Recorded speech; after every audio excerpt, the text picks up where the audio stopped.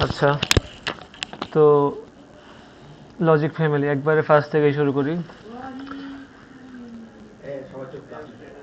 ওকে, তো আমার চ্যাপ্টার শুরু হয়েছে জাস্ট আমার ক্যারেক্টারিস্টিক্সগুলো দিয়ে, যে আমার কোন কোন ক্যারেক্টারিস্টিক্সগুলো মেনলি আমার লাগতেছে প্রত্যেকটা লজিক ফ্যামিলির জন্য কনসিডার করব। তো speed of operation, power dissipation, figure of merit, fan out, current and ভোল্টেজের parameter, noise immunity, operating temperature, power supply requirement আর ফ্লেক্সিবিলিটি আছে কিনা ওই ফ্যামিলির। এখন পাওয়ার ডিসিপেশন প্রত্যেকটা যদি একটা একটা করে অল্প করে বলি। স্পিড অফ অপারেশন ডিপেন্ড করতেছে আমার অন করার টাইম আর অফ করার টাইমটার উপরে, যে আমার লো থেকে হাই হইতে কত টাইম লাগতেছে, আবার হাই থেকে লো হইতে কত টাইম লাগতেছে। ইনপুটে হইলে ওইটা আমার আউটপুটের মধ্যে রিফ্লেক্ট করতে কত সময় লাগতেছে ওই জিনিসটা। সিমিলারলি আউটপুটের জন্য এটা 50% টু 50% হিসাব করে। তো এখানের মধ্যে আমার এই টিপিএইচএলতে বোঝাচ্ছে আমার যখন আমি আমার ইনপুট যদি আমি ইয়া করি, টগল ধরো এর একটা ইনভার্টার, তো যখন আমি ইনপুটটা হাই করব তখন আমার আউটপুটটা লো হইতে মাঝে কতটুক ডিলেটা হয়েছে। তো এগুলো এইটার উপর স্পিড অফ অপারেশনটা, এটা অনেক ফ্যাক্টরের উপর ডিপেন্ড করে। তো ওগুলো একটা লজিক ফ্যামিলির জন্য এক এক রকম। এখন পাওয়ার ডিসিপেশন হচ্ছে আমার এই মেনলি হচ্ছে আমার যে ভোল্টেজ সাপ্লাই দিচ্ছি আর আমার যে পরিমাণ কারেন্ট ড্র হচ্ছে ওই দুইটার গুণফল। তো ওটাকে ভিসিসি ইন্টু আইসিসি দিয়ে প্রকাশ করা হয়।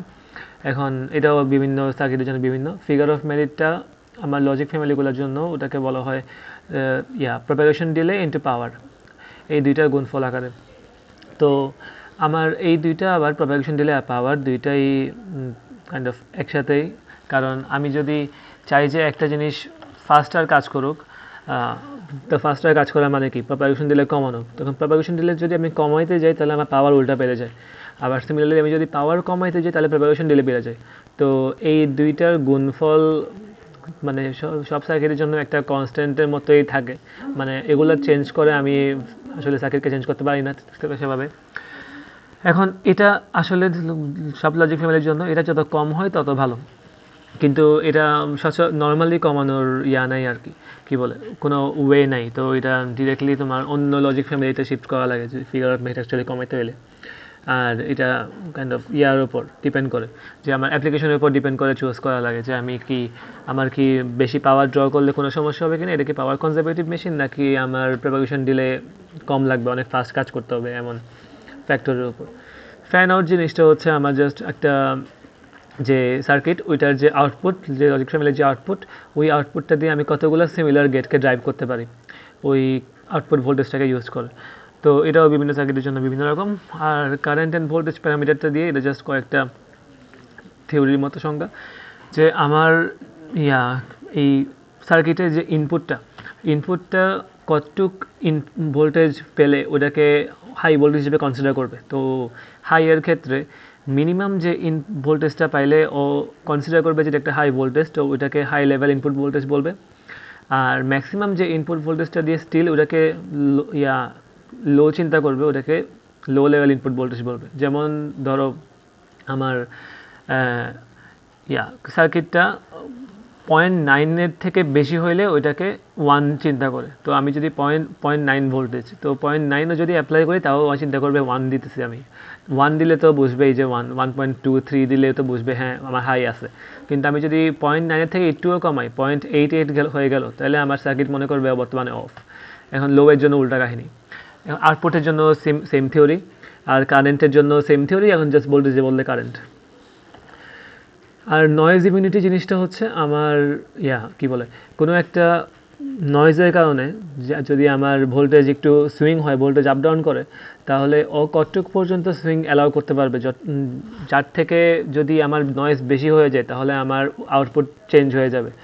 যে কোনো কারণে ধরো আমার ইনপুটের মধ্যে আমি 0.9 ভোল্ট লক করে রাখছি, এখন 0.9 হচ্ছে সবচেয়ে মিনিমাম, ধরো যে ওইটাই হচ্ছে আমার থ্রেশহোল্ড, যে এর থেকে যদি বেশি হয় তাহলে এর থেকে বেশি হলে আমার কি কয় আউটপুট হাই হয়ে যাবে, আর এর থেকে কম হলে আউটপুট লো হয়ে যাবে। এখন কোনো নয়েজের কারণে যদি ওইটা কমে যায়, 0.9 থেকে কমে গিয়ে লো হয়ে যায়, তো লো হইলে তো অফ হয়ে যাবে। এখন বাকি জিনিসগুলা এখন এগুলোর যে কনসেপ্টগুলো, এগুলো পরবর্তীতে অন্যান্য লজিক ফ্যামিলিগুলো বলার সময় ভালো বোঝা যাবে, কিন্তু এই জিনিসটা এখানে লেখছে যে এটা জাস্ট এই মার্জিনটা আমার এই আউটপুট হাই আর ইনপুট হাইয়ের মধ্যে যে মার্জিন, আবার আউটপুট লো ইনপুট লো এর মধ্যে যে মার্জিনটা, তো এটাই হচ্ছে আমার নয়েজ মার্জিন। তো সচরাচর আমার আউটপুটের হাইয়ের মার্জিনটা ইনপুটের হাইয়ের মার্জিন থেকে বেশি রাখা হয়, কারণ আমার ইনপুটের মধ্যে তো আর নয়েজ আসবে না, নয়েজটা আসবে আউটপুটের মধ্যে। এখন আউটপুট যাতে করে এই নয়েজটা করতে পারে, ডিটেক্ট করে, মানে ওই অনুসারে আউটপুট যাতে চেঞ্জ না হয়, কারণ আউটপুট চেঞ্জ হয়ে গেলে তো আমার সমস্যা, আমার আসার কথা হাই তো লো আসলে দূষণ ঝামেলা। তো এই জন্য ওইটাকে একটা হায়ার থ্রেশহোল্ডে রাখা হয়, যাতে করে যদি নয়েজ আসেও তাহলেও যাতে এটা এফেক্ট করতে না পারে, যে তাও যাতে আমি আমার ডিজায়ার আউটপুটটা পাই, এরকম একটা রেঞ্জ। ওইটাকে 1 লেভেলের জন্য 1 স্টেট নয়েজ মার্জিন বলে, আর 0 লেভেলের জন্য আমার আউটপুটের লেভেলটাকে ইনপুটের লেভেল থেকেও আরও কম রাখা হয়, কারণ আরও কমে 0 হবে। তো নয়েজের কারণে যদি আমার ভোল্টেজ বাড়ে তাও সমস্যা নেই, কারণ একটা এই রেঞ্জের ভিতরে আছে। আবার যদি তার থেকেও কমলে তো সমস্যা নাই। তো ইনপুটের ক্ষেত্রে, মানে হাই লেভেলের ক্ষেত্রে আমার আউটপুটের মার্জিনটাকে আরও হায়ার রাখে, লো লেভেলের ক্ষেত্রে আরও লোয়ার রাখে। আর অপারেটিং টেম্পারেচারগুলো কী বলে, এটা আই থিঙ্ক নর্মাল ফাংশনের জন্য 0 থেকে 70 ডিগ্রি সেলসিয়াস, আর -55 থেকে 125 হচ্ছে মিলিটারি পারপাসে। আর পাওয়ার সাপ্লাই রিকোয়ারমেন্ট তো আছেই। এখন ফ্লেক্সিবিলিটি হচ্ছে বিভিন্ন রকম আছে, যে এটার সাইজ কত, যে এটা কোন একটা আইসিতে কতগুলো সিমিলার গেট ফিট করা যায়, পপুলারিটি, এরপর ওয়ার লজিক সাপোর্ট করে কিনা, এইসব জিনিসপাতি, এগুলো জাস্ট এগুলোর উপর ডিপেন্ড করে একটা লজিক ফ্যামিলি চুজ করা যেতে পারে। এখন মেইন যদি যাই, তো সবচেয়ে বেসিক লজিক ফ্যামিলি হচ্ছে আরটিএল, রেজিস্টার ট্রানজিস্টর লজিক। তো নামের থেকে বোঝা যাচ্ছে রেজিস্টার আর ট্রানজিস্টর ইউজ করা হয়েছে। তো এটার সার্কিটটা একবারে সিম্পল, এটার অপারেশনটা মেনলি হচ্ছে আমার ইনপুট, এটা হচ্ছে একটা বেসিক নর গেটের দেওয়া হয়েছে। এখন ন্যান্ড গেট, ইনভার্টার অথবা অন্য কোনো গেটও এটার মাধ্যমে সিমিলারলি ইমপ্লিমেন্ট করা যাবে। তো আমার নরের ক্ষেত্রে আমার যে ইনপুট দুইটা ট্রানজিস্টরের সাথে কানেক্টেড, ট্রানজিস্টরের বেসে কানেক্টেড। তো আমি যদি ইনপুটের মধ্যে হাই অ্যাপ্লাই করি, যে কোনো একটাতেও যদি আমি হাই দিই, তো হাই যদি দিই তাহলে আমার ট্রানজিস্টরের মধ্যে বেসে ভোল্টেজ পাবে, base emitter junction forward bias হবে, collector base junction reverse bias আছে। তো এই জন্য আমার ট্রানজিস্টর অন হয়ে যাবে। ট্রানজিস্টর যদি অন হয় তাহলে আমার এই ভিসিসিটা ডিরেক্টলি গ্রাউন্ডের সাথে কানেক্টেড।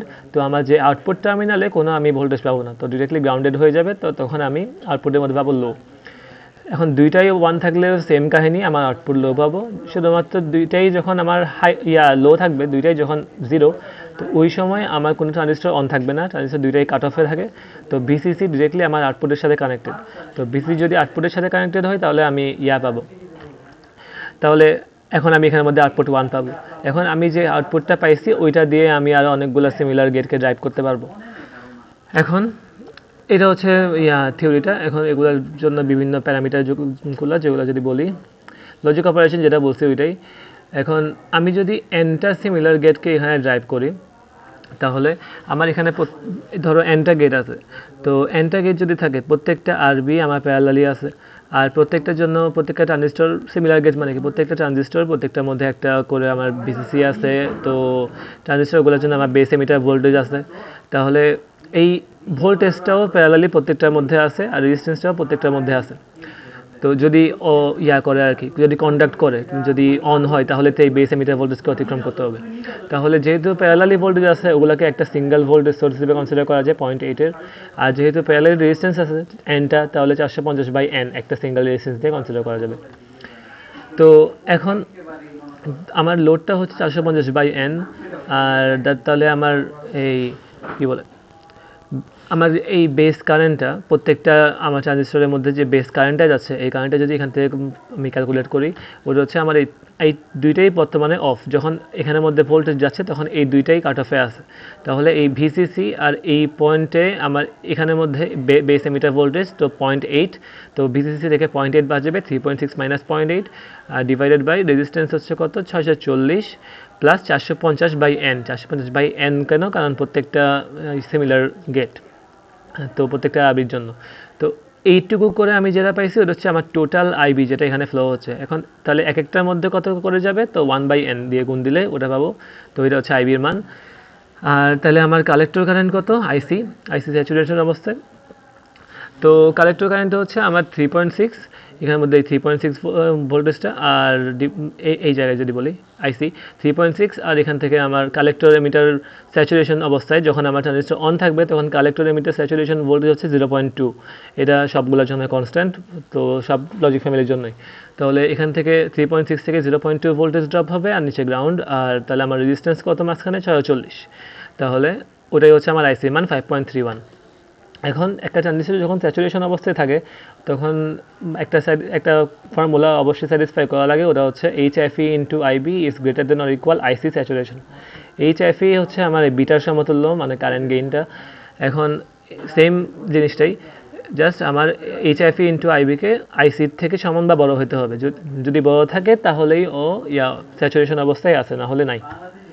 এখন বিভিন্ন মানের জন্য বিভিন্ন হতে পারে। এন এর মান, এন হচ্ছে এখানের মধ্যে আমি কয়টা গেট ড্রাইভ করতেছি। এন এর মান যদি 5 হয় তাহলে আমি যদি এখানে মান বসাই তাহলে HFE এর মান 7 থেকে বড় কিছু একটা পাবো, অ্যান্ড সো অন।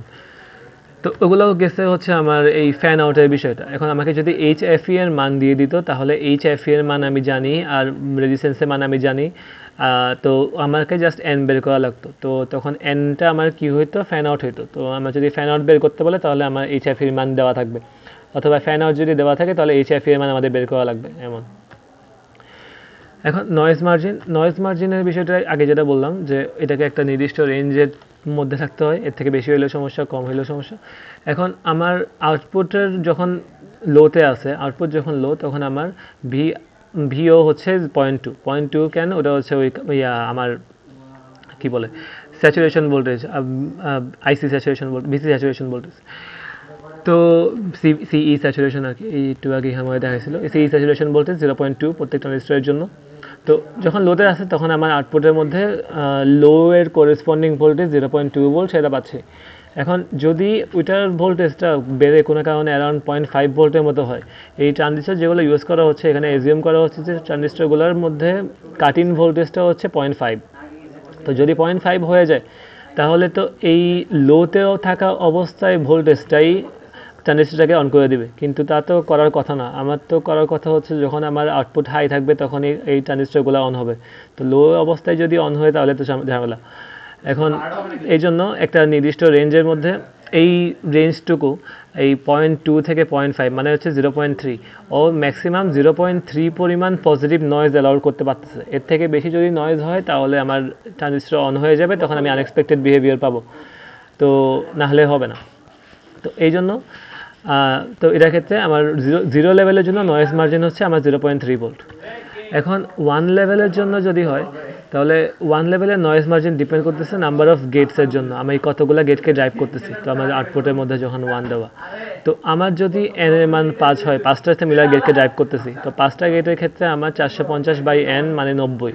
তো প্রত্যেকটা গেট ইয়ার মধ্যে আমার 90 করে আছে। তাহলে এখন যদি আমি এক একটার জন্য হিসাব করি আমার এই আউটপুটের মধ্যে যেটা আছে এটা, তো 450/n, তো এখানের মধ্যে আমি যে পুরাটাকে একটা ইকুইভ্যালেন্স সার্কিট হিসেবে কনসিডার করলে, তো এরপর যদি আমি জাস্ট নোডাল অ্যানালাইসিস চালাই যে এই পাশ থেকে, তাহলে V output minus 3.6 divide by 640 plus V output minus 0.8 divide by 450/n, তার মানে 450/5 মানে 90 ইকুয়াল টু 0। তো এটা সিম্পলিফাই করলে আমি এই ইকুয়েশন পাবো যে 90/90 প্লাস 640 ইন্টু 3.6 আর প্লাস 640/90 প্লাস 640 ইন্টু 0.8, তো হিসাব করলে পাবো 1.14। এখন HFE এর মান যখন আমার 10 হবে, তো ধরলাম যে আচ্ছা এটা পাইছি যে কোন সময়, যখন আমার ইয়ার মান 5, এন এর মান 5, তখন আমি আউটপুট পাইলাম যে 1.14। এখন সিমিলারলি যদি আমার ধরলাম, আমাকে এর আগে বলছিলাম যে এন এর মান 5 এর জন্য আমার HFE এর মান 7 থেকে বড় হওয়া লাগবে। তো ধরলাম 7 থেকে বড় কোনো একটা মান 10 আছে বর্তমানে। তো যদি 10 হয় তাহলে কোরেসপন্ডিং আমার যে ইয়ার ভোল্টেজ আইবি এর মান কি হওয়া লাগবে, আইবি মান যদি আমি এখান থেকে বের করি তাহলে আইসি ডিভাইডেড বাই HFE, তো ওখান থেকে আমি আইবি এর মান পাবো। এই আইবি এর মানটা হচ্ছে আমার একটা গেটের জন্য, তাহলে আমার 5টা গেটের জন্য তাহলে 5 দিয়ে গুণ হবে। তো এটা হচ্ছে আমার আইবি এর মান হতে হবে ওই সময়। তো ওই আইবির মানের জন্য কোরেসপন্ডিং আউটপুট ভোল্টেজটা 1.04 হওয়া লাগবে। এখন এই 1.04টা কই থেকে আসছে এটা পেইন্টে গিয়ে দেখাই, দাঁড়াও। আচ্ছা, তো যেটা বলতেছিলাম, আমার যদি আমার আউটপুটটাকে, আমার এই ইয়াগুলোকে অন করা লাগে, এইটি থেকে যদি দেখাই, প্রত্যেকটা গেটকে যদি আমার ড্রাইভ করা লাগে তাহলে আউটপুটটাকে মিনিমাম কত হওয়া লাগবে। তো প্রথমত ওকে এই বেস এমিটার ভোল্টেজকে পার করা লাগবে, তার সাথে আমি বলছি এইচএফ এর মানের জন্য একটা আইবির মান পাইছি, তো ওই আইবি এর সাথে এই আরবি, তো এই আইবি আরবি এর জন্য যে ভোল্টেজ ড্রপ প্লাস এই বেস এমিটার ভোল্টেজ ড্রপ এই দুইটাকে পার করা লাগবে। তো আইবি আরবি এর জন্য একটা মান পাবো, এই আইবি এর মানটা এখানে বের করছে ওইটাই কই এটা এই আইবি আরবি এর জন্য আমি যে মানটা পাইছে তো 5.31 ডিভাইড বাই 2, তো এটা পাচ্ছে কি বলে সবগুলোর জন্য। আমি যদি একটার জন্য কনসিডার করি তাহলে 90 এর জন্য করলে তো ওই তো হিসাব তো বুঝছো, যদি আমি একটা গেট নিয়ে কনসিডার করি তাহলে ভোল্টেজটা কনস্ট্যান্ট, তো দুই ক্ষেত্রে সেমই আসবে। প্যারালালি নিয়ে চিন্তা করলে একটা, আর যদি আমি এক একটা নিয়ে চিন্তা করি তাহলে আরেকটা। তো মানগুলো যদি আমি জাস্ট এখানে বসাই, আমি যদি একটার জন্যই বলি তাহলে মান হবে এমন যে ভিবিই এর মান হচ্ছে আমার 0.8, এটা আমার প্রশ্নে দিয়ে দিবে যে আমার 0.8 হচ্ছে ভোল্টেজ ড্রপ, প্লাস আইবি এর মান আমি একটা যদি গেট সিঙ্গেল গেট নিয়ে চিন্তা করি তাহলে হচ্ছে প্রত্যেকটার জন্য 0.531 করে, তো 0.531 মিলি অ্যাম্পিয়ার 531 আর ইন্টু আরবি এর মান হচ্ছে তাহলে আমার কত 450 করে, তো 450 এখন যদি আমি 450 হচ্ছে আমার ওহমে, তো 450 ওহম আর মিলি অ্যাম্পিয়ার, তো ওই 450 ওহমের না নিয়ে এটাকে কিলো ওহমে কনসিডার করতে হবে, তাহলে এটাকে 1000 দিয়ে ভাগ দিব। তো এখন যদি আমি মান বের করি তাহলে আসবে 1.03 সামথিং 038 সামথিং 038 ব্লা ব্লা, তো এটাকে 1.04 লেখা যায়, তো ওইটাই এখানের মধ্যে করছে 1.04, তাহলে আমার noise margin for one level হচ্ছে 1.04, মানে এখানে কি বোঝাচ্ছে 1.04 আমার মাস্ট লাগবেই। 1.04 যদি না হয় 1.04 এর থেকেও যদি আমার কমে তাইলে কিন্তু আমার আউটপুট ঠিকঠাক আসবে না, আমার গেটগুলো চালু নাও হতে পারে। তাহলে ও ম্যাক্সিমাম কতটুক নেগেটিভ নয়েজ অ্যালাউ করতে পারতেছে, মানে ও যখন সবগুলোকে ড্রাইভ করবে তখন আমার 1.14 ভোল্ট থাকতেছে, আর ওই অবস্থায় রাখতে আমার মিনিমাম 1.04 লাগবেই। তো এর থেকেও যদি কমে তো তাহলে সমস্যা, তাহলে আমি 1.14 থেকে কতটুক কমতে অ্যালাউ করতে পারতেছি, ওটাই হচ্ছে আমার নয়েজ মার্জিন। তো আমি কতটুক কমা অ্যালাউ করতে পারছি 0.1, তাহলে এই ক্ষেত্রে আমার নয়েজ মার্জিন 0.1। আর আরটিএল এর ক্ষেত্রে প্রপাগেশন ডিলের টাইমটা আমার একটা কনস্ট্যান্টের উপর ডিপেন্ড করে, ওটা হচ্ছে আরসি, তো সি এর মান হচ্ছে এই ক্যাপাসিটেন্সের মান, ওটার মান দিয়ে দিবে। আর কি বলে আমার আউটপুটের মধ্যে ক্যাপাসিটর ইউজ করা হবে ওই সময়, if of the transistor appears to be a capacitor, আর আমার আর এর মান হচ্ছে আমার এই টোটাল রেজিস্ট্যান্স 40, আর এখানের মধ্যে যতগুলো গেট ড্রাইভ করছে 450/n, তো এটাই 450/n ইন্টু আমার এনটা ক্যাপাসিটর, প্রত্যেকটা ট্রানজিস্টরের জন্য ক্যাপাসিটর ধরছে। এখন এগুলাই, আর তারপর এগুলো দিয়ে যে কোনো গেট ইমপ্লিমেন্ট করা যাবে। তারপর সিমিলারলি আমি যদি এই দুইটাকে এরকম প্যারালালি বলে সিরিজে বসাইতাম, যে এটা এই কালেক্টরটার সাথে এই এমিটারটার সাথে এটার কালেক্টর কানেক্ট করে দিতাম এখান থেকে কেটে দিয়ে, যদি মানে এই এমন বরাবর যদি একটু আগে দেখাই, কি রাখা যায় না, আচ্ছা যাই হোক, হ্যাঁ যদি এইভাবে লাগাইতাম এই জায়গায় কানেকশনটা বাদ দিয়ে, তাহলে এর কাজ করতো একটা ন্যান্ড গেটের মতো। তো ন্যান্ড গেট কেন কাজ করতো, যখন আমার দুইটাই ওয়ান থাকবে তখনই বরাবর গ্রাউন্ডের সাথে কানেক্টেড, একটা ওয়ান থাকলেও ওয়াই ডিরেক্ট গ্রাউন্ডে কানেক্টেড হতে পারবে না, একমাত্র দুইটাই যখন ওয়ান হবে তখন গ্রাউন্ডে কানেক্ট হবে, তো ওই জন্য ওই অনুসারে আউটপুট। তো এটা হচ্ছে সবচেয়ে বেসিক। এখন ডিসিটিএল যেটা, ওটা অত লাগবে না, ওটা হচ্ছে ওই ডিরেক্ট কাপল ট্রানজিস্টর লজিক, এটা অত লাগবে না। ইন্টিগ্রেটেড ইনজেকশন লজিক আইএসকিউআরএল যেটা, ওইটা নিয়ে যদি একটু বলি, আগে এটার ডায়াগ্রামটা নিয়ে ফেলি।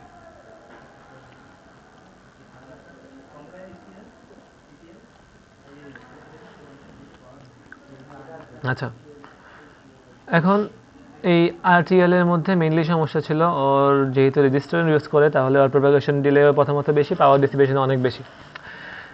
এখন ওই যেটা সুইটেবল না, এখন ওটাকে আপগ্রেড করে এটা ডিসিটিএল বানাইছিল। এখন ওই ডিসিটিএলটার একটা সমস্যা আছে, যেটার মধ্যে কারেন্ট হগিং হয়। এখন কারেন্ট হগিং কি এটা জানা লাগবে না। এখন মেইনলি এটার উপর বেস করে নতুন যে লজিকটা স্থাপন করা হয়েছে ওটা হচ্ছে আমার ইন্টিগ্রেটেড ইনজেকশন লজিক আইএসকিউআরএল, দুইটা আই এর জন্য। তো আইএসকিউআরএল এর মধ্যে ডিসিটিএল এর সিম্পলিসিটি আছে, কিন্তু ওর চিপ এরিয়া অনেক কম, তো অনেক কম পাওয়ার ডিসিপেশন, পাওয়ার অনেক কম কনজিউম করে, আর শুধুমাত্র 4টা মাস্ক লাগে। এখন এগুলা চিপার হওয়ার কারণে এগুলো ইউজ করা হয়। এখন যদি আমার ডিরেক্টলি এই ইয়াতে যাই, লজিক অপারেশনে যাই, তো এটা মেইনলি কাজ করতেছে আমার কারেন্টের ডিরেকশনের উপর, যে কারেন্টটা ট্রাভেল করে কোন দিকে। তো এখানের মধ্যে আমার একটা ইনভার্টার সার্কিট দেওয়া আছে। যদি আমার ইনপুটের মধ্যে লো লজিক লেভেল দেওয়া থাকে, আমার ইনপুটের মধ্যে ভিআই এর মধ্যে আমি লো দিছি, তাহলে IB1 ইজ 0। আমার এই বেসের মধ্যে যে ভোল্টেজটা হয়ে যাবে 0। কেন? যদি আমি এখানের মধ্যে আমি যদি লো অ্যাপ্লাই করি, তাহলে আমার ইনপুটটা হায়ার, আমি এখানে কারেন্ট সোর্স স্থাপন করছি, তাহলে অবশ্যই লো রেজিস্ট্যান্স পাথ ফলো করবে, হাই ভোল্টেজ থেকে লো ভোল্টেজের দিকে যাবে। তাহলে কারেন্টটা এই বরাবর থেকে ইনপুট বরাবর চলে যাবে, এদিকে আর যাবেই না। আমি ইনপুটে লো দিছি, তাহলে এই বরাবর চলে যাবে। তো the input source acts as a sink for the current. আমার এই কারেন্টের জন্য, এই I1 এর জন্য সিঙ্ক হিসেবে কাজ করে। সিঙ্ক জিনিসটা দিয়ে মেইনলি বোঝায় গ্রাউন্ড। তো সিঙ্ক কোথাও ইউজ করলে ওটা বুঝবা গ্রাউন্ড মিন করতেছি। তো আমার যেহেতু কারেন্টটা ডিরেক্টলি গ্রাউন্ডেড হয়ে যেতে পারতেছে, সিঙ্ক হয়ে যাবে, তো এই জন্য আমার কোনো হবে না। আর এখানে যে I2টা, যেহেতু এটা অন হয় নাই, এই জিনিসটা পুরোটা অফ অবস্থায় আছে, ট্রানজিস্টর পুরাই অফ, তাহলে এই জিনিসটাও অফ, পুরো জিনিসটা অফ। তাহলে এখানের মধ্যে আমি যে একটা I2 লাগাইছি, এই I2টা নর্মালি স্ট্রেট আমার T2 এর মধ্যে, T2 এর বেসে ফ্লো করবে। তো T2 এর বেসে যদি ফ্লো করে, তাহলে তো হয়ে গেছেই, কি বলে, T2 চালু করে দিবে। T2 যদি চালু করে দেয়, তাহলে মতো ফ্লো করবেই, তো ওটা তো কোনো সমস্যা নাই। তো তো T2 স্যাচুরেশনে যাবে, T1 যখন অফ হবে তখন T2 তাহলে অন হবে, যেটা বললাম। এখন যদি আমার ইনপুট যদি আমার হাই দেওয়া থাকতো, তাহলে কি হতো, ইনপুট যদি আমি হাই দিই, তাহলে কারেন্টটা এদিকে যেতে পারতেছে না। তো কারেন্টকে আমার বেসের দিকে যেতে হবে। তো T1কে চালু করবে, T1কে যদি চালু করে, তাহলে এভাবে গ্রাউন্ডেড করে দেবে। এই যে এখন T1 যেহেতু অন, গ্রাউন্ডের সাথে কানেকশন এস্টাবলিশড। এখন এই গ্রাউন্ডটা তাহলে কই লাগানো? গ্রাউন্ডটা কিন্তু এই যে I2 এর সাথে এই T2 এর বেসের সাথে লাগানো। তো এখন যখন আমার I2 কারেন্ট এখানে আসবে, তখন দেখবে যে দিক থেকে গেলে ডিরেক্টলি গ্রাউন্ডে চলে যেতে পারতেছে। তাহলে কোনো ট্রানজিস্টরকে স্যাচুরেশন করতে বা বেস এমিটার ভোল্টেজকে অতিক্রম করা লাগতেছে না। তাহলে তো এদিকে আর যাবে না, তখন ডিরেক্টলি এই পাথের থ্রু গ্রাউন্ডে চলে যাবে। তো যখন এই ট্রানজিস্টর অন থাকবে, তখন অফ হয়ে যাবে। তো এই ভাইস ভার্সা কাজটা করে। তো এটার জন্য ইনভার্টার। এখন এখানের মধ্যে কনফিগারেশনটা নিয়ে একটা কিছু বলা হয়েছে, যে এটার ডিটেলস হওয়া লাগবে না, DCTL এর জন্য দুইটা ভেরিয়েবলের জন্য এখানের মধ্যে বের করছে, কিন্তু এটার আন্ডারলাইন লজিক সেম।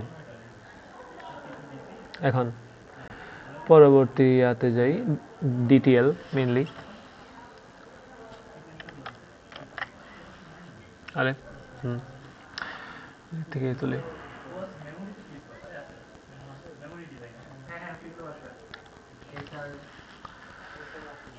আচ্ছা, DTL। তো DTL হচ্ছে RTL এর তুলনায় তুলনামূলক একটু কমপ্লেক্স, কিন্তু এটার ফ্যান আউট ভালো আর নয়েজ মার্জিনও ভালো RTL এর তুলনায়। আর এটার ডিসঅ্যাডভান্টেজ হলো এটা স্লো, আর এই জন্য এটাকে পরবর্তীতে মডিফাই করে TTL বানানো হয়েছে, কিন্তু TTL এ পরে আসে। এখন DTL এর একটা কনফিগারেশন দিচ্ছে। এখন এটা DTL যেটা আমার বেসিক গেট, এটা একটা NAND গেট। এখন NAND গেটটা কেমনে কাজ করে, এটা আমি ডিরেক্টলি এখানে যে ম্যাটটা দেওয়া আছে, এই ম্যাটটা দিয়ে এক্সপ্লেন করি। এখন ওটা দিয়ে করতে গেলে বুঝতে সুবিধা হবে। মেনলি নাম হচ্ছে ডায়োড ট্রানজিস্টর লজিক। তো এখানে ডায়োড ট্রানজিস্টর দিয়ে সবগুলো কাজ করা হচ্ছে, যে কাজ আগে রেজিস্টর দিয়ে করতেছিল, ওগুলো এখন ডায়োড দিয়ে করবে। এখন জিনিসটা হচ্ছে, আমার প্রথমত আমাকে বলছে DTL NAND গেট, এটার জন্য fan out, noise margin, average power dissipation, এগুলো সব বের করতে আমার এখানে বলছে যে প্রত্যেকটা ডায়োডের জন্য যখন ডায়োড কন্ডাক্ট করবে, তখন 0.7 ভোল্ট ড্রপ হবে। আর ডায়োডকে কন্ডাকশনে নেওয়ার জন্য কাট-ইন ভোল্টেজটা ওটা হচ্ছে 0.6। আর ট্রানজিস্টরের ক্ষেত্রেও আমার ট্রানজিস্টরকে স্যাচুরেশনে নিয়ে যেতে, মানে স্যাচুরেশনে ট্রানজিস্টরকে অন করতে আমার কাট-ইন ভোল্টেজ হচ্ছে 0.5 ভোল্ট। আর বেস এমিটার স্যাচুরেশন অবস্থায় ভোল্টেজ হচ্ছে 0.8, আর কালেক্টর এমিটার স্যাচুরেশন অবস্থায় 0.2, আর HFE এর মান 30। তো এখন আগে এটা যে আমার কি বলে NAND গেট হিসেবে কাজ করতেছে, এটা আগে কেমনে বলবো। তো NAND গেট হিসেবে কাজ করতে হলে আমি যদি এই অপারেশনটা আগে বলি, অন অফের ক্ষেত্রে জিনিসটা কী হয়, যখন আমার কোনো একটা ইনপুট থাকে, হাই থাকে। তো যদি হাই থাকে, তাহলে ধরো আমার প্রথমত 3টাই হাই। তো যদি 3টাই হাই হয়, তাহলে আমার এই VCC 2 দিক থেকে আমার আরে, তো এখানে যেহেতু হাই, তাহলে আমার ভিসিসি এই বরাবর ফ্লো করতে পারবে না, তো এখানে লো রেজিস্ট্যান্স পার্ট নাই, আমার এই ডায়োডগুলো সব রিভার্স বায়াস অবস্থায় আছে। তো যেহেতু সবগুলো ইনপুট হাই অবস্থায় থাকলে, তো কোনো যেহেতু পাথে ও কারেন্টটা এদিক থেকে ফ্লো হয়ে গ্রাউন্ডেড হয়ে মানে সিঙ্ক হতে পারতেছে না মেনলি, তো যেহেতু সিঙ্ক হতে পারতেছে না, ওকে এদিক থেকেই ফ্লো করতে হবে। তো এখান থেকে যদি ফ্লো করে, এখানে দুইটা ডায়োড ইউজ করা হয়েছে জাস্ট যাতে করে নয়েজ মার্জিনকে ইমপ্রুভ করতে। নয়েজ মার্জিনকে ইমপ্রুভ করার বলতে বোঝাচ্ছে আমার এই ট্রানজিস্টরটাকে অন করতে আরও ভোল্টেজ রিকোয়ারমেন্ট বাড়ানো হয়েছে। তো ও তখন এই বরাবর ফ্লো করবে, এই বরাবর ফ্লো করে আমার এই বেসে ফ্লো করবে। তো যখন এই ট্রানজিস্টরের বেসে গিয়ে ট্রানজিস্টরকে করে দিবে স্যাচুরেটেড। স্যাচুরেশনে গেলে এখানে দুইটা ভাগ করা হয়েছে, একটা আইবি আর একটা আই টু। এই আই2টাও ফার্দার অ্যাড করা হয়েছে বাড়াইতে, কি বলে, ইমপ্রুভ করতে, যে আমার সুইচিং টাইমটা ইমপ্রুভ করতে। তো সুইচিং টাইম কেমনি ইমপ্রুভ করে এটা পরে আসতেছি। আর তো যখন ট্রানজিস্টর অন হবে তখন গ্রাউন্ডে কানেকশন, তো আমার কারেন্ট গ্রাউন্ডে চলে যাবে, তখন আমার আউটপুটের মধ্যে পাবো 0। আর যে কোনো একটা ইনপুটে যদি আমার লো থাকে, তাহলে আমার কারেন্টটা এখান থেকে ফ্লো করে সিঙ্ক হয়ে যাবে। তো সিঙ্ক হয়ে গেলে আমার ট্রানজিস্টর অন হবে না, তখন আমি ডিরেক্টলি বিসিসি এখানে কানেক্ট করে পাবো। তো পাওয়া গেলে তখন আমার হয়ে যাবে আউটপুট হাই। এরপর সিমিলার অনেকগুলো গেট ড্রাইভ করা যাবে, প্রত্যেকটা সিমিলার গেটের জন্য কনফিগারেশন সেম। আমার ইনপুটের শুরুতে একটা রিভার্স বায়াসের ডায়োড থাকে, তারপর একটা রেজিস্টর, এরপর আবার দুইটা ডায়োডের সাথে পরবর্তী ট্রানজিস্টর কানেক্ট করা থাকে। এখন ইয়াতে যাই, আগে বলছে ফ্যান আউট বের করতে। তো এতক্ষণ যেটা বললাম যে আমার লজিকের জন্য লো লেভেল হচ্ছে আমার কালেক্টরের মধ্যে স্যাচুরেশন ভোল্টেজটা, যেটা হচ্ছে আমার 0.2 ভোল্ট, আর হাই লেভেলের জন্য হচ্ছে বিসিসি, যেটা হচ্ছে আমার 5 ভোল্ট। যখন আমার সবগুলো ইনপুট হাই, তখন ইনপুট ডায়োডগুলো রিভার্স বায়াসে অবস্থায় আছে, ইনপুট ডায়োড সবগুলো রিভার্স বায়াসে আছে। তো আমি অ্যাজিউম করতেছি যে D1 D2 D3 কন্ডাক্টিং অবস্থায়, এই D1 D2 কন্ডাক্টিং অবস্থায় যেহেতু ওগুলো রিভার্স বায়াসে, আর টি আমার স্যাচুরেশন অবস্থায়, তাহলে আমার এখানে বেস এমিটার স্যাচুরেশন ভোল্টেজ আছে। তাহলে এই দুইটা কন্ডাক্টিংয়ের ভোল্টেজ 0.7, তো 0.7, আর এই বেস এমিটার স্যাচুরেশন, তো বেস এমিটার স্যাচুরেশন 0.8, তো 2.2। এখন তাহলে আর যদি ক্যাসিয়ার ল ফলো করি, তাহলে এখান থেকে আমার I1 ফ্লো হয়েছে, এখানে আইবি আর I2 দুইটা ভাগে ভাগ হয়েছে, তাহলে IB equal I1 minus I2। তো এখান থেকে আমি যদি I1 বের করি, এই I1টা হচ্ছে আমার তাহলে এই পরিমাণ যে ভোল্টেজ ড্রপগুলো হয়েছে ওগুলোর থেকে বাদ দিয়ে আমার এই 5 দিয়ে ভাগ, তাহলে 5 মাইনাস 2.2 ডিভাইডেড বাই 5, তো 0.56 মিলিঅ্যাম্পিয়ার হচ্ছে আমার এই I1 এর মান। এখন এই I2 এর মানটা তাহলে কি, I2 এর মান হচ্ছে আমার এই বেস এমিটার স্যাচুরেশন ভোল্টেজটা, এইটুকুর ভোল্টেজ ডিভাইড বাই আরবি, তো base emitter saturation divide by RB 0.16। এখন আমি I1 I2 জানি, তো এখান থেকে আমি আইবি এর মান পেয়ে যাবো। আইবি এর মান পাইছি 0.4, 0.56 থেকে 0.16 বাদ দিয়ে। তাহলে এখন আমার কালেক্টর কারেন্ট কী হবে, এই আইসি কালেক্টর কারেন্টটা হচ্ছে আমার এই বিসিসির থেকে বাদ যাবে কোনটা, এই কালেক্টর এমিটার স্যাচুরেশন ভোল্টেজ, যেটা হচ্ছে আমার 0.2, আর এখানে মাঝখানে রেজিস্ট্যান্স হচ্ছে আমার 2.2, তাহলে 5 মাইনাস 0.2 ডিভাইড বাই 2.2, 2.18 মিলিঅ্যাম্পিয়ার। তাহলে এখন HFE ইন্টু আইবি, HFE এর মান আমার দেওয়া আছে 30, আইবির মান আমি বের করছি যে আমার 0.4, তাহলে ইকুয়াল টু হচ্ছে 12 মিলিঅ্যাম্পিয়ার, যেটা আমার অবশ্যই 2.18 মিলিঅ্যাম্পিয়ারের থেকে ভালোই বড়। তো যেহেতু বড়, তাহলে হ্যাঁ আমি এটা কনফার্ম করতে পারতেছি যে আমার ট্রানজিস্টর স্যাচুরেশন অবস্থায় আছে, শর্তটা ফলো করতেছে।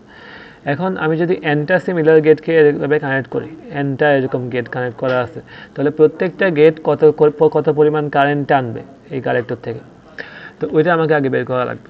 ওই মানটাও যদি আমার যতগুলা কারেন্ট এরকম ড্রাইভ করতে পারতেছি সেটাকে অ্যাডাপ্ট করার পরেও যদি তাকে অবশ্যই আইসির সাথে অ্যাডাপ্ট হয়ে 12 মিলিঅ্যাম্পিয়ারের থেকে ছোটো হতে হবে। 12 মিলিঅ্যাম্পিয়ারের থেকে বড় হলে আমার এই ট্রানজিস্টর আর স্যাচুরেশনে থাকবে না, স্যাচুরেশনে না থাকলে আমি আমার গেটগুলোকে ড্রাইভ করতে পারবো না। তো ওইটাই তো আমার ফ্যান আউট, যে কতগুলো গেটকে ড্রাইভ করতে পারবো, তো এটার উপর ডিপেন্ড করতেছে। এখন তাহলে আমার প্রত্যেকটা মধ্যে প্রত্যেকটা গেটের জন্য কত পরিমাণ কারেন্ট যাচ্ছে, ওটা হচ্ছে আমার IL লোড কারেন্ট। তো ওই লোড কারেন্টটা আমি কেমনে বের করবো, যে আমার তাহলে ভিসিসি হচ্ছে আমার 5 ভোল্ট, তো 5 ভোল্ট থেকে এই পরিমাণ এখানে ভোল্টেজ ড্রপটা কতটুকু হচ্ছে, এই ভোল্টেজ ড্রপটা হচ্ছে আমার ভিপি হচ্ছে 0.9। এখন এই 0.9টা কেমনে আসছে, আমার যখন অবস্থায় থাকবে, কী বলে, এই 0.2 আর 0.7, এই 0.2টা হচ্ছে আমার এই কালেক্টর এমিটার স্যাচুরেশন ভোল্টেজটা, আর আবার 0.7 হচ্ছে যখন আমাকে ডায়োড কন্ডাকশন অবস্থায় থাকবে। তো এই ডায়োড কন্ডাকশন অবস্থায় থাকলো, আর আমার কালেক্টর এমিটার স্যাচুরেশন ভোল্টেজের জন্য 0.2, তাহলে 0.9 ভোল্টেজ এখানে ড্রপ হবে। আর আমার এখানের মধ্যে আমার 5 রেজিস্ট্যান্স হচ্ছে, 5 ওহম হচ্ছে আমার রেজিস্ট্যান্স। তাহলে আমার IL এর মান প্রত্যেকটা গেটের জন্য, assuming all other inputs to each load gates are high except the one given by T. তো 5 minus 0.9 divided by 5 হচ্ছে 0.82 মিলি অ্যাম্পিয়ার। এটা হচ্ছে আমার স্ট্যান্ডার্ড লোড কারেন্ট। তো এখানে জিনিসটা হচ্ছে আমার এখানের মধ্যে এই টিটা সিঙ্ক হিসেবে কাজ করতেছে। তো এই যে আমি যদি এই জিনিসটার যা লেখা ওটাই বলি, enter load gate current, enter load gate fed করা হচ্ছে from this gate. The input diodes of the driven gates will conduct through the output transistor T. Input diodes কই গেছি, input diodes of the driven gates will conduct through the output transistor T. Output transistor যেটা আমার T ওটা through ইয়া করবে, conduct করবে।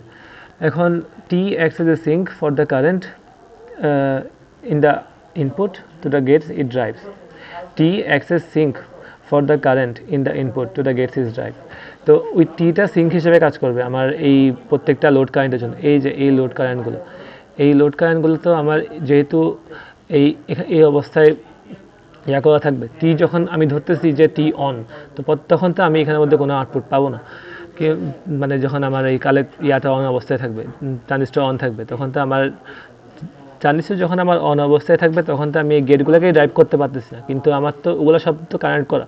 তো connect করা যেহেতু এখানে যেহেতু আমার পাওয়ার সাপ্লাই দেওয়াই আছে প্রত্যেকটা গেটের, তাহলে ওই গেটগুলোর জন্য কি হবে, আমার এখানে ভিসিসি 5 ভোল্ট এই থেকে গেল, এই বরাবর গিয়ে কোনো লাভ নেই, এই বরাবর ট্রানজিস্টর আছে, ট্রানজিস্টরের জন্য অনেক ভোল্টেজ অতিক্রম করতে হবে, তো ওদিকে গেল না। এদিকে কেন যাবে, ট্রানজিস্টরটা অন আছে, ট্রানজিস্টর অন আছে মানে গ্রাউন্ড করা আছে। এখন গ্রাউন্ড করা থাকা মানে হচ্ছে তাহলে লো রেজিস্ট্যান্স পাথ পাইছে, ও এই দিক থেকে ফলো করে গ্রাউন্ডে চলে যেতে পারবে। তাহলে যেতে ওর কি লাগতেছে, 5 ভোল্ট থেকে শুরু হয়েছে, এখানে 0.7 ভোল্ট কন্ডাকশন অবস্থায় আছে, ড্রপ হবে, আর এখানের মধ্যে কালেক্টর এমিটার স্যাচুরেশন ভোল্টেজ 0.2। তাহলে কত ড্রপ হচ্ছে টোটাল, 0.7 আর 0.2 0.9, এই 0.9 বিসিসি থেকে 0.9 বাদ যাবে, আর এখানে আমার পাথের রেজিস্ট্যান্স কত 5 কিলো ওহম, তো 5 কিলো ওহম ডিভাইড বাই, তো 0.82। এটা হচ্ছে এই একটা গেটের জন্য। এরকম সিমিলার এনটা গেটের জন্য আমার এই কালেক্টরের থ্রু কত ফ্লো হচ্ছে, 2.182 হচ্ছে নর্মাল কালেক্টর কারেন্ট, তার সাথে 0.82 অ্যাড আপ হচ্ছে, তো 0.82 ইন্টু এন। তো এই পুরো মানটাকে লেস দেন অর ইকুয়াল 12 হওয়া লাগবে, তো যদি আমার এই ট্রানজিস্টরকে স্যাচুরেশনে রাখতে হয়। এই যেটা বলছিলাম সিঙ্ক মানে হচ্ছে গ্রাউন্ড।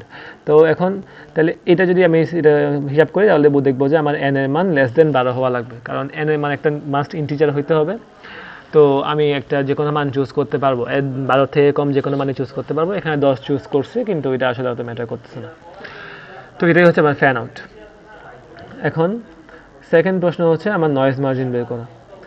তো যখন আমার অ্যাটলিস্ট একটা ইনপুট যখন আমার লো থাকবে, এখানের মধ্যে আরেকটু কিছু এলাবোরেট করছে ওই জিনিসগুলো নিয়ে, যখন আমার অ্যাটলিস্ট একটা ইনপুট লো থাকবে, কোরেসপন্ডিং ইনপুট ডায়োডটা কন্ডাক্ট করবে, ইনপুট ডায়োড কন্ডাক্ট করা, তাহলে আমার লো মানে হচ্ছে 0.2, আর কন্ডাক্ট করলে 0.7, তার মানে 0.9 ভোল্টেজ ড্রপ হবে। তো minimum voltage required at D1, D2 and T two be conducting. তাহলে যেহেতু এখানের মধ্যে 0.9 ভোল্টেজ ড্রপ হচ্ছে, তো 0.9 এখানে আসে, তাহলে এখন এই জায়গায় আমার এই টিকে কন্ডাকশন নেওয়ার জন্য আমার লাগবে কত, এই D1কে অন করতে হবে, মানে অন অবস্থায় না, অন করতে হবে ওই অবস্থায়, তো কাট-ইন ভোল্টেজগুলো। তাহলে ডায়োডগুলোর জন্য 0.6 আর আমার এই ট্রানজিস্টরের জন্য 0.5, ওগুলো প্রশ্ন দেওয়া আছে, তাহলে যোগ করলে 1.7। কিন্তু আমার এই পি পয়েন্টে ভোল্টেজ আছে আমার 0.9, তো এটা তো অবশ্যই এনাফ না। তো যেহেতু এনাফ না, তাহলে অফ থাকবে। তো এটা আমি এনশিওর করতেছি যে হ্যাঁ অফ আছে। Consequently, the output voltage is 5 volt if the load gates are not connected. If the load gates are connected, the input diodes of the load gates are non-conducting, which means the reverse saturation of these diodes must be supplied through the collector resistor RC, which will produce a voltage drop across RC, and consequently the output voltage corresponding to high state will be a little less than VCC. এখন তাহলে আমার কি বলে, যদি আমার load gate connect করা থাকে তাহলে তার কারণে কিছু একটা ভোল্টেজ ড্রপ হবে, এই জন্য আমার এই আউটপুটের মধ্যে যে ভোল্টেজটা হাই স্টেটের জন্য ওইটা আমার ভিসিসির তুলনায় একটু কম হবে। The maximum current which can be supplied by the gate will depend upon VOH। Maximum current যেটা আমি গেটের মাধ্যমে যেটা সাপ্লাই করতে পারবো, ওটা আমার আউটপুট হাইয়ের মধ্যে যে ভোল্টেজটা আছে ওইটার উপর ডিপেন্ড করতেছে। তো আর ফ্যান আউটটা ডিটারমাইন করা হচ্ছে ম্যাক্সিমাম কারেন্টের উপর বেস করে। তো এইটুকু আসলে ফ্যান আউটের জন্য নেসেসারি না। তো ফ্যান আউটের আনসার যদি হয় তাহলে এখানেই শেষ। এখন যদি এগুলা দিয়ে একটু নয়েজ মার্জিনের জন্য থিওরি এস্টাবলিশ করছে যে আমার নয়েজ মার্জিন লো লেভেলের জন্য কত আর হাই লেভেলের জন্য কত। তো যখন আমার সবগুলা ইনপুট হাই অবস্থায় থাকে তখন আমার আউটপুট থাকে লো। তো ওখান থেকে আমি পাইছি তাহলে আমার সবগুলো ইনপুট যখন আমার হাই থাকবে আউটপুট তখন যখন লো হবে। তো ভিপি এর মান আমি তখন বের করছিলাম যে 2.2, এই যে এখানে যে 0.7, 0.7, 0.8 এই তিনটার জন্য 2.20। তো 2.2 the input diodes are reverse biased by 5 minus 2.2। আমার এই ইনপুট ডায়োডগুলো রিভার্স বায়াস কত? 5 মাইনাস 2.2 পরিমাণ। 5 মাইনাস 2.2 মানে 2.8 পরিমাণ। Since the cut in voltage for the diode is 0.6। তো এই 2.8টা কিন্তু এই ডিরেকশনে, তো 5 2.2 এই ডিরেকশনে যাচ্ছে। তো এই ডিরেকশনে আমার ভোল্টেজ বর্তমানে আছে যে পরিমাণ কি বলে 2.8 পরিমাণ। এখন কাটিং ভোল্ট ডায়োডের কাটিং ভোল্টেজ হচ্ছে আমার 0.6। এখন 0.6টা হচ্ছে উল্টা ডিরেকশনে। তাহলে উল্টা ডিরেকশনে যদি হয় তাহলে আমার ভোল্টেজ কমা লাগবে, 2.8 থেকে কমতে হবে, মানে 2.8 থেকে কমে -6-এ যাওয়া লাগবে। তো আমার একটা নেগেটিভ নয়েজ লাগবে, negative noise of at least 3.4 volt, এই দুইটার যোগফল 3.4 ভোল্ট থাকা লাগবে ইনপুটে। তো যদি থাকে তাহলে আমার এখানে যে 2.2 ভোল্টটা 2.8 ভোল্টটা ডিফারেন্সটা প্রডিউস হয়েছিল ওটা কমে গিয়ে 0.6 নেগেটিভে যাবে। তো যদি যায় তাহলে আমার চালু হবে, ডায়োডটা কন্ডাক্ট করবে, ডায়োড কন্ডাক্ট করলে আমার এই ফ্লো করলে তো হইলে উল্টা কাহিনী হবে আর কি। তো এই জন্য আমার তাহলে জিরো লেভেলের জন্য নয়েজ মার্জিনটা কত? 3.4। আর যখন আমার অ্যাটলিস্ট একটা ইনপুট লো থাকবে তখন আমার আউটপুট পাবো হাই। তো আমি ওই ক্ষেত্রে বলছিলাম এই ভিপি পয়েন্টে 0.9 ভোল্টের ভোল্টেজ। এখন এই তিনটাকে অতিক্রম করতে কত লাগবে বলছিলাম? 1.7। এই যে একটু আগে যেটা বলছি 0.6, 0.6 আর 0.5।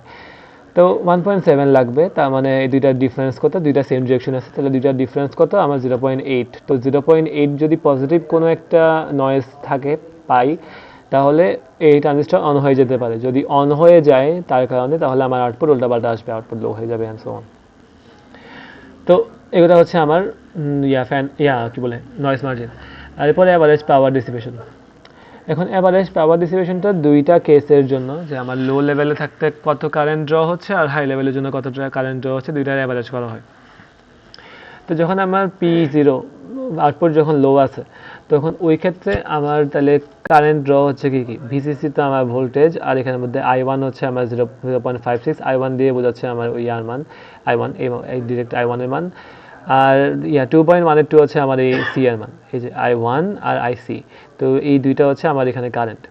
এখন এই I2 আর IB তো I1 এরই কম্পোনেন্ট, তো ওটা আলাদা করে করার দরকার নেই। তো এই দুইটা গুণ দিলে আমি 13.71 মিলিওয়াট পাচ্ছি। যখন আমার আউটপুট হাই স্টেটে থাকবে তখন at least one of the input diode তো কন্ডাক্ট করবে। তো যখন আমার আউটপুট যখন হাই স্টেটে থাকবে তখন আমি I1 এর মান পাইছি 0.82। এই 0.82 কোনটা? IL এর মান, এই যে এই IL এর মান 0.82। তো 0.82 কন্ডাক্ট করতেছে আর আমার তখন তো এখানে আইসি নাই, এগুলো তো আর নাই। তো এই জাস্ট 0.82 একমাত্র এই কারেন্টটাতেই আছে। যখন আমার আউটপুট হাই আছে এই ড্রাইভিং গেটের কারেন্টটা ছাড়া অন্য কোনো কারেন্ট কিন্তু আমার এখানে নাই। তাহলে এখন তাহলে আমার কত হবে? তো 5 হচ্ছে আমার কি বলে 5 হচ্ছে আমার ভোল্টেজ আর 0.82 হচ্ছে আমার কারেন্ট, তাহলে 4.1 মিলিওয়াট। তাহলে এখন এই দুইটার অ্যাভারেজ করতে হবে আমাকে, যে আমার occurrence of low and high তো ইকুয়ালি লাইকলি, তাহলে অ্যাভারেজ করলে 8.905 মিলিওয়াট পাচ্ছি। এটার প্রপাগেশন যদি এরকম কোনো কনস্ট্যান্টের উপর ডিপেন্ড করে না, তো এটা ইয়ার উপর ডিপেন্ড করতেছে কি বলে এখন প্রপাগেশন দিলে কমার্শিয়ালি অ্যাভেলেবল ডিটিএলটা হচ্ছে নর্মালি 30 থেকে 80 এর ভিতরে। তো turn off delay is considerably larger than turn on delay. তো টার্ন অফ করতে যে ডিলেটা হয় ওটা টার্ন অন করার তুলনামূলক অনেক বেশি। তো এটা জাস্ট নর্মাল থিওরি। আর কারেন্ট সিঙ্কের লজিকটা তো বললামই, কারেন্ট সিঙ্ক করা মেনলি বোঝাচ্ছে ওই গ্রাউন্ডেড করে দেওয়া। আর সিমিলারলি এটা দিয়ে অন্য যে কোনো লজিক ফ্যামিলি ইমপ্লিমেন্ট করা যাবে, সেম থিওরি ফলো করেই। তো এখানের মধ্যে 1000 ট্রানজিস্টর ইউজ করা হয়েছে, আর ট্রানজিস্টরগুলোর মধ্যে সবগুলো আমি একসাথে করে দিছি। তো এই জন্য এটা হইলো কি বলে ন্যান্ড গেট হয়েছে। এখন আমি আগের আরটিএল বলার সময় যে কাহিনী বলছিলাম সেম কাহিনী এখানেও করা যাবে, যে ওগুলা যখন আমার সিরিজে কানেক্ট করা থাকবে, আমি এই তিনটাকে একসাথে কানেক্ট করে জাস্ট সিম্পলিফাই করছে। আসলে তুমি যদি এখানের মধ্যে কালেক্টরের সাথে এখানে এমিটারকে কানেক্ট করে এরকম 3টা পর রাখো সিরিজে, যে প্রত্যেকটার ইনপুটের মধ্যে, প্রত্যেকটা বেস ইনপুটের মধ্যে আমার একটার মধ্যে একটার মধ্যে বি, একটার মধ্যে সি, তাহলেও এক্স্যাক্টলি সেম কাজই করবে। এটা জাস্ট সিম্পলিফাই করতে সবগুলোকে একসাথে এক জায়গায় রাখছে, কারণ কাজ সেম করতেছে। তো ওই সময় তো ন্যান্ড, আর যদি আমি এগুলোকে প্যারালালে রাখি, প্যারালালে রাখার ক্ষেত্রে আর সিম্পলিফাই করা যাবে না, তখন আলাদা আলাদাই করতে হবে। তো প্যারালালে 3টা আলাদা আলাদা রাখলাম, তাহলে ওই ক্ষেত্রে ওই কাজ করবে নরের মতো, কারণ দিন শেষে কনসেপ্ট সেম, এখন জাস্ট মেকানিজমটা ডিফারেন্ট। এখন একটা মডিফাইড সার্কিট, তো এটাকে মডিফাই করা হয়েছে। মডিফাই করে কি করছে, এই D1 যেটা, D1কে এই T1 দিয়ে রিপ্লেস করছে। তো এখন এই জিনিসটা করে আমার আসলে লাভ কী হয়েছে, এই T1টা দিয়ে রিপ্লেস করার কারণে আমার এখানে ফ্যান আউট অনেক বেড়ে গেছে। এখন ফ্যান আউটটা বাড়ার মেইন রিজন কি, জাস্ট T1 লাগাইছে এটাও না, তার সাথে এখানে মধ্যে এই R1 আমার যেই R5 কিলো ওহম এটা ছিল, ওটাকেও 2টা ভাগে ভাগ করছে, R1 আর R2। তো R1 R2-তে ভাগ করে আর এখানে D1কে T দিয়ে রিপ্লেস করছে। মেকানিজম বরাবর সেম অবস্থায় আছে। এখন জাস্ট এই T1কে ভাগ করার কারণে কি হয়েছে, আমার যখন আমার ইনপুটগুলা সবগুলা লো অবস্থায় থাকবো, তো যখন লোতে আসে তখন আমার এখান থেকে ফ্লো হইলো এই ট্রানজিস্টরের মধ্যে, ট্রানজিস্টরের বেসে ফ্লো হইলো। এখন ট্রানজিস্টরের তো কাজ হচ্ছে কারেন্টকে অ্যাম্পলিফাই করা। যখন স্যাচুরেশন অবস্থায় থাকবে তখন আমার এই বেসের মধ্যে অল্প পরিমাণ কারেন্ট ফ্লো হয়েছে, কিন্তু আমার এই বেস এমিটার জাংশন দিয়ে হিউজ পরিমাণ কারেন্ট আসবে। তো যেহেতু একটা হিউজ পরিমাণ কারেন্ট বুস্ট পাচ্ছি, ওই হিউজ পরিমাণ কারেন্টটা আমার এখানের মধ্যে গিয়ে এই পরবর্তী যে T2 আউটপুট ট্রানজিস্টর যেটা, ওইটার বেসে ফ্লো হচ্ছে। তো ওইটার মধ্যে আরও হিউজ পরিমাণ কারেন্টের কারণে এখানের মধ্যে আমার এই বেস এমিটারের মধ্যে আমি যে আউটপুট কারেন্টে পাবো ওই আরও বেশি হবে। তো বলতে গেলে 2 স্টেজে অ্যাম্পলিফাই করা হচ্ছে। নর্মালি তো আমার IC equal to beta IB, কিন্তু এখানের মধ্যে এই একবার বিটা আবার 2বার বিটা, তো IC equal beta 1 into beta 2 into IB হয়ে গেছে। তো ডবল স্টেজে অ্যাম্পলিফাই করার কারণে আমার এই এখানের মধ্যে ICর মানটা অনেক বড় হয়। তো এই জন্য ও একটা ওর ফ্যান আউটও অনেক বড় হয়, কারণ আমার তো ফ্যান আউটটা ডিপেন্ড করতেছে ওই ICর উপরেই, এই HFE into IB greater than or equal IC। তো এখানে HFE এর মান ডবল ম্যাগনিটিউডে হয়ে গেছে। তো আইসির তাহলে আমি এখন আইসির সাধারণ মানটার সাথে আরও অনেক পরিমাণ সিমিলার গেট ড্রাইভ করতে পারবো। তো থিওরি এটাই, ফ্যান আউট বাড়াইতে হলে নর্মাল ডিটিএলকে মডিফাই করে এটা করা হয়েছে। এখন এই হাই থ্রেশহোল্ড লজিক HTL এর জিনিসটার মধ্যে আগে যেটা করছি আর এখানের মধ্যে এই 2টা রেজিস্ট্যান্সে ভাগ করার কারণ হচ্ছে এটা জাস্ট আমার এই সুইচিং টাইম ইমপ্রুভ করে। সুইচিং টাইম কেমনি ইমপ্রুভ করে এই জিনিসটার ব্যাখ্যা যে কোনো অনলাইন সোর্স থেকে পাওয়া যাবে। এটা অত ইম্পর্টেন্ট না, কিন্তু মেনলি হচ্ছে যখন কি বলে একটা ফুল 5 কিলো ওহমকে অতিক্রম করার থেকে এই 2টাকে আলাদা আলাদা করে অতিক্রম করলে ওর করতে সুবিধা। এখন এটার জাস্ট একমাত্র ড্রব্যাক কি, যখন আমার রেজিস্ট্যান্স যেহেতু কম, তাহলে ওর প্রপাগেশন ডিলে প্রথমত কমছে, ঠিক আছে, ফ্যান আউট বাড়ছে, তাও ঠিক আছে, সমস্যা নেই। কিন্তু রেজিস্টার যেহেতু কম, তাহলে ওর পাওয়ার ডিসিপেশন বেড়ে যাবে, কারণ ওর রেজিস্ট্যান্স কম থাকার কারণে এখন ওর কারেন্ট ফ্লো বাড়ছে। তো কারেন্ট ফ্লো যেহেতু বাড়ছে, ভিসিসি ইন্টু আইবি এর মান, ভিসিসি ইন্টু আইসিসি এর মান অনেক বেড়ে যাবে। তাহলে এটা ক্ষেত্রে আমার পাওয়ার ডিসিপেশন বেশি হয়, নর্মাল ডিটেলাইতে হয়। কিন্তু এটা তো ড্রব্যাক, আমি একটু ফ্যান আউট বেশি এক্সপেক্ট করতেছি, তাহলে তো আমার বেশি কারেন্ট দিয়ে প্রাইসটা পে করা লাগবেই। এখন HTL due to presence of electronic motor, এখন এখানের মধ্যে নর্মাল ডায়োডের বলতে জেনার ডায়োড ইউজ করা হয়েছে, আর এখানে আর লাস্টে এই আরবি এর মানটাগুলো তাকে বলছিলামই। তো HTLটা হচ্ছে আমাদের এই নর্মাল যে মডিফাইড গেটটা, ওইটার মধ্যে এই D2 যে ডায়োডটা, ওইটাকে জেনার ডায়োডে রিপ্লেস করা হয়েছে, আর কিছু না। এখন এইটা ইউজ করার কারণে same current obtained with a general breakdown voltage of 6.9 volt, resistance have been modified so that approximately the same current are obtained. তো এটার জন্য মেইন যেটা হচ্ছে, due to the presence of electronic motors on of control circuit, high voltage switches etc. in industrial environment, noise level is quite high and logic levels discussed so far do not perform the intended functions. For this purpose, DTL gate has been redesigned with a higher supply voltage বাড়ানো হয়েছে। The diode D2 has been replaced by a Zener diode and the resistances have been modified to approximately the same currents obtained in the DTL. তো এটা mainly noise immunity improve করার জন্য, noise immunity বাড়ানোর জন্য আমার এখানে supply ভোল্টেজটা huge পরিমাণ বাড়াইছে। এখন সাপ্লাই ভোল্টেজ যেহেতু বাড়াইছে, এখন আমার কারেন্টকে সেম রাখার জন্য ওই পরিমাণে আমার রেজিস্ট্যান্সগুলোকেও বাড়ানো হয়েছে। আর এখানে আমার নর্মাল ডায়োডের বদলে একটা 6.9 ভোল্টের জেনার ডায়োড ইউজ করা হয়েছে, যা মানে যেটা ব্রেকডাউন ভোল্টেজ 6.9 ভোল্ট। তো কারণ নর্মাল ডায়োডের কারণ নর্মাল ডায়োডের ব্রেকডাউন ভোল্টেজটা অত বেশি না, মানে কন্ডাকশনের ভোল্টেজটা। তো এই জিনিসটা করার কারণে আমার হালকা পাতলা নয়েজের জন্য কিছু হবে না। তো আর এটার propagation delay time is adversely affected due to large resistance values. তো প্রপাগেশন ডিলে কমছে অবশ্যই, যেহেতু রেজিস্ট্যান্স বাড়ছে। It is as high as hundreds of nanoseconds, কিন্তু তার কারণে আমার কারেন্ট ড্র বাড়ছে। তো দিন শেষে প্রপাগেশন ডিলে তো বাড়ছেই। প্রপাগেশন কমছে বলতেছিলাম ওই যে পাওয়ার ডিসিপেশন কমছে, প্রপাগেশন ডিলে বাড়ছে, পাওয়ার ডিসিপেশন কমে গেছে। পাওয়ার ডিসিপেশন কমার কারণ হচ্ছে রেজিস্ট্যান্স বেশি, তো কারেন্ট ড্র সেম। আর প্রপাগেশন ডিলে রেজিস্ট্যান্সের উপর ডিপেন্ড করে বলছিলাম, তো তার কারণে এখানে আরও বেশি হান্ড্রেডস অফ ন্যানো সেকেন্ড লাগতেছে। আর কিন্তু এটার টেম্পারেচার সেন্সিটিভিটি তুলনামূলক অনেক কম, কারণ হায়ার ভ্যালু ইউজ করা হয়েছে। এখন টিটিএল এ আসি। শিফট এস এ যদি যাই, নিউ, ডোন্ট সেভ, ওকে। আচ্ছা, টিটিএল হচ্ছে এই সবগুলো লজিক ফ্যামিলির মধ্যে সবচেয়ে successful, most successful bipolar logic gate which was involved 1960-তে ইনভলভ করা হয়েছে আর বেঁচে আছে বর্তমান পর্যন্ত। NAND gate is the basic TTL circuit. এখানে একটা বেসিক টিটিএল ন্যান্ড গেটের সার্কিট দেওয়া। এখন এটা কাজ করতেছে কেমনে যদি শুরু করি। তো এখানে এটা মেনলি আমার 3 রকমের কন্ডিশন আছে নর্মাল টিটিএল এর যে সার্কিটের অপারেশন ওইটার জন্য। তো আমি শুরুতে এজিউম করে নিচ্ছি যে আমার লোড গেটগুলা বর্তমানে প্রেজেন্ট নাই। এখন শুধুমাত্র আমার voltage for logic 0 and logic 1 হচ্ছে আমার 0.2 বিসি স্যাচুরেশন আর আমার ভিসিসি 5 ভোল্ট।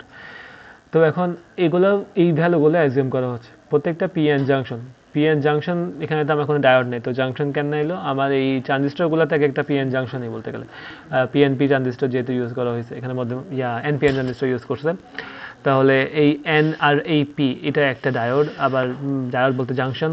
এখানে আবার এই এন আর এই পি আর এই এন, তো এটাও একটা জাংশন। তো এই জাংশনগুলোর জন্য বলছে যে আমার তো জাংশনগুলো ডায়োডের মধ্যে কাজ করে, তাহলে কন্ডাকশনের জন্য 0.7, কাট ইন ভোল্টেজ 0.6। আর যখন ট্রানজিস্টর হিসেবে কাজ করবে তখন আমার কাট ইন ভোল্টেজ 0.5 আর ভিবিই হচ্ছে আমার স্যাচুরেশনের জন্য 0.7 আর কালেক্টর এমিটার স্যাচুরেশনের জন্য 0.2। তো এখন তাহলে এই ট্রানজিস্টরটা আমার জাংশন হিসেবে কাজ করবে কেমনে? ট্রানজিস্টরের মধ্যে কাজ করার কথা, তাহলে এখানে এই জাংশনের ব্যাপারটা কেমনে এলো? কন্ডিশন 1, যখন আমার অ্যাটলিস্ট একটা ইনপুট লো, অ্যান্ড গেট, তো যখন অ্যাটলিস্ট একটা ইনপুটও লো হবে তখন তো মানে সবগুলা লো অথবা অ্যাটলিস্ট একটা ইনপুট লো, সবগুলা হাই না। তো ওই সব ক্ষেত্রে আমি এক্সপেক্ট করতেছি যে আমার আউটপুট হাই হবে। এখন আউটপুট হাইটা কেমনে হবে? অ্যাটলিস্ট একটা ইনপুট যখন আমার লো হবে তখন এই এমিটার বেস জাংশন, এই যে এমিটার বেস এই জাংশনটা, এটা একটা PN junction. Emitter base junction of T1 corresponding to input in the low state is forward biased. Forward bias কেন? আমার এখানের মধ্যে ভিসিসি এই জায়গায় অ্যাপ্লাই করা হয়েছে ভিসিসি, আর এখানের মধ্যে আমার লো 0.2, তো অবশ্যই forward bias, base emitter junction forward bias. তো মেকিং ভোল্টেজ অ্যাট B1, এই B1 এর জন্য যে ভোল্টেজটা V1 ইকুয়াল টু 0.2 আর 0.7। 0.2 কেন? কন্ডাক্টিং। 0.2 কেন? কারণ হচ্ছে আমার এই 0.2 হচ্ছে স্যাচুরেশন ভোল্টেজ ভিসি লো এর জন্য। তো ফর বেস কালেক্টর জাংশন, এই বেস কালেক্টর জাংশনটা of T1, for the base collector junction of T1 to be forward bias and for T2, T3 to be conducting, B1 is required to be at least এত। এখন যদি এই পুরা জিনিসটাকে কন্ডাকশনে নিতে হয়, আমার এই আউটপুটটাকে যদি আমি করতে চাই, মানে এফেক্ট করতে চাই, তাহলে আমার শেষমেশ T3-কে অন করা লাগবে, অন বা অফ। তো শুরুতে তো অফই থাকে, তো অন করা লাগবে। তো T3-কে অন করতে হলে বেসটা আবার কানেক্টেড আমার এই বেস এমিটার অফ T2, তো T2-কেও অন করা লাগবে। এখন T2-কে অন করতে হলে আমার এই বেস কালেক্টর, এখন ব্যাপারটা কি হচ্ছে, এই পুরা জিনিসটাকে অন করতে আমার তাহলে ভোল্টেজ কত লাগতেছে? বেস কালেক্টর এটা একটা ডায়োডের জাংশন, তো এই জাংশনের জন্য আমার লাগবে কত? কাট ইন ভোল্টেজ কত? 0.6। তারপর আমার এই প্রত্যেকটা ট্রানজিস্টরের জন্য বেস এমিটার ভোল্টেজ কত করে, মানে কাট ইন ভোল্টেজ কত করে 0.5, তাহলে 0.5 আর 0.6, তার মানে আমার লাগতেছে কত 1.6, কিন্তু আমার এই পয়েন্টে ভোল্টেজ আছে কত 0.9, তো যেটা তো অবশ্যই এনাফ না। তাহলে আমার এই জাংশনটা ফরওয়ার্ড বায়াস হলো না, তাহলে আমার T2ও অফ, T3ও অফ। তো যেহেতু সবগুলো অফ, আমার ইনপুটে যদি দিয়েছিলাম লো, তাহলে আমার এই আউটপুটের মধ্যে আমি ভিসিসির সাথে কানেক্ট করা অবস্থায় ডিরেক্টলি হাই পাচ্ছি, তাহলে আমার আউটপুট হচ্ছে ওই সময় হাই। এখানে একটু ছবি এঁকে ইলাস্ট্রেট করা হয়েছে, কিন্তু এই তো কন্ডিশন 2, যখন আমার সবগুলো ইনপুট হাই হবে, তখন এই emitter base junction of T1 যেহেতু হাই অবস্থায় আছে, হাই বলতে হাই ঠিক আছে বিসিসি থেকে বেশি অথবা সমান এমন, তো এখন যেহেতু রিভার্স বায়াস, তাহলে এই জায়গা তো ওর জন্য গেছে বন্ধ। তো আমি যদি অ্যাজিউম করি যে আমার T2 T3 অন, কারণ অনই হবে অবশ্যই। তাহলে এখন আমার এই B2, এই ট্রানজিস্টরের বেসের মধ্যে যে পরিমাণ ভোল্টেজটা, ওটা তাহলে কত হবে B2 এর অ্যাক্রসে ভোল্টেজ।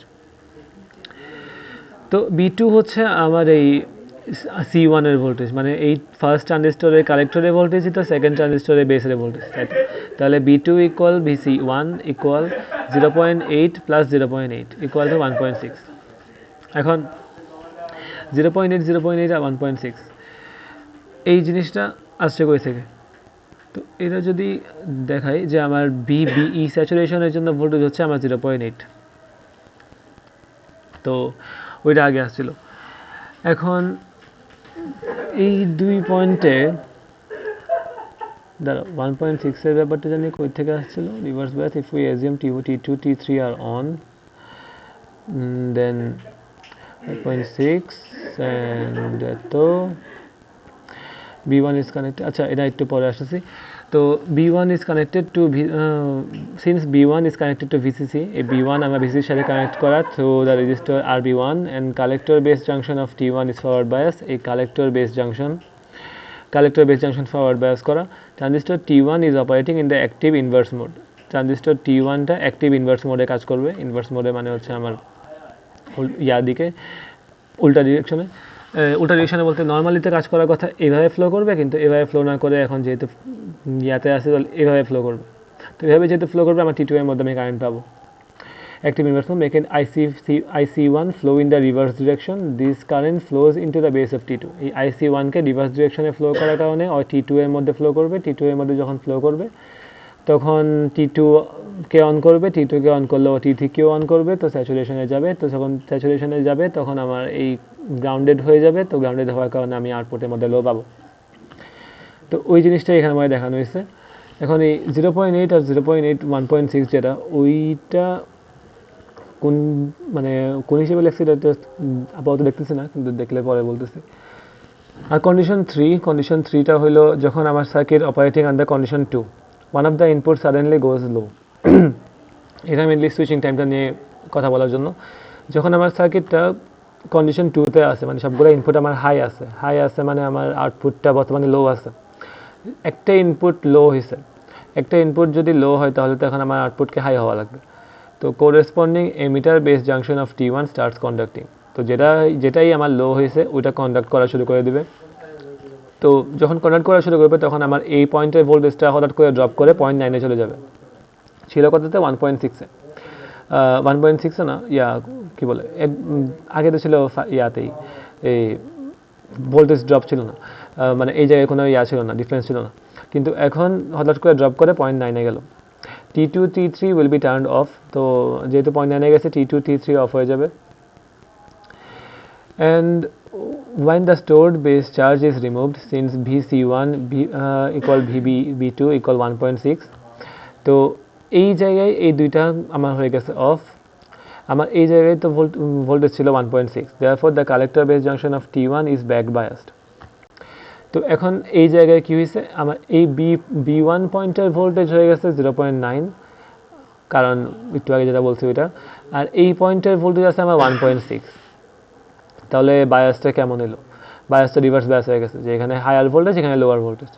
তাহলে কারেন্টকে তাহলে এখন ফ্লো করবে কোন দিকে? এই ডিরেকশনে, মানে এই বেসের দিকে ফ্লো করবে, কালেক্টর থেকে বেসের দিকে কারেন্ট ফ্লো হবে। তো T1 making T1 operate in normal active reason, যেটা আমার এই ট্রানজিস্টরের জন্য নর্মাল অ্যাক্টিভ রিজনের মতোই কাজ। The large collector current of T1 is in a direction which helps in the removal of stored base charge in T2 and T3. তো এখানের মধ্যে যে স্টোর করা চার্জটা ওইটা ফ্লো করে আমার এই, যেহেতু আমার এখানে লো রেজিস্ট্যান্স পাথ আছে যেটা হচ্ছে আমার গ্রাউন্ডে কানেক্টেড, গ্রাউন্ড বলতে ওই তো সিঙ্ক, তাহলে ওদিকে চলে যাবে। তো large current T1 direction of removal and improves the speed of the circuit, যেটা আমার এই স্পিড বাড়ায়, যে আমার এই সার্কিটের সুইচিং টাইমটা ইমপ্রুভ করে।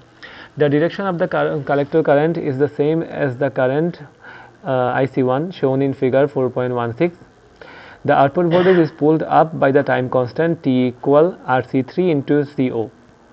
Output voltage কে pull up করা হচ্ছে ইয়ার উপর ডিপেন্ড করে, যে RC3 into CO, তো এই মানটার উপর ডিপেন্ড করে। আর এই CO হচ্ছে এই ক্যাপাসিটরটা। আর resistance RC3 is known as pull up resistor। এই RC3 যেটা, এটাকে pull up resistor হিসেবে ইউজ করা হয়েছে।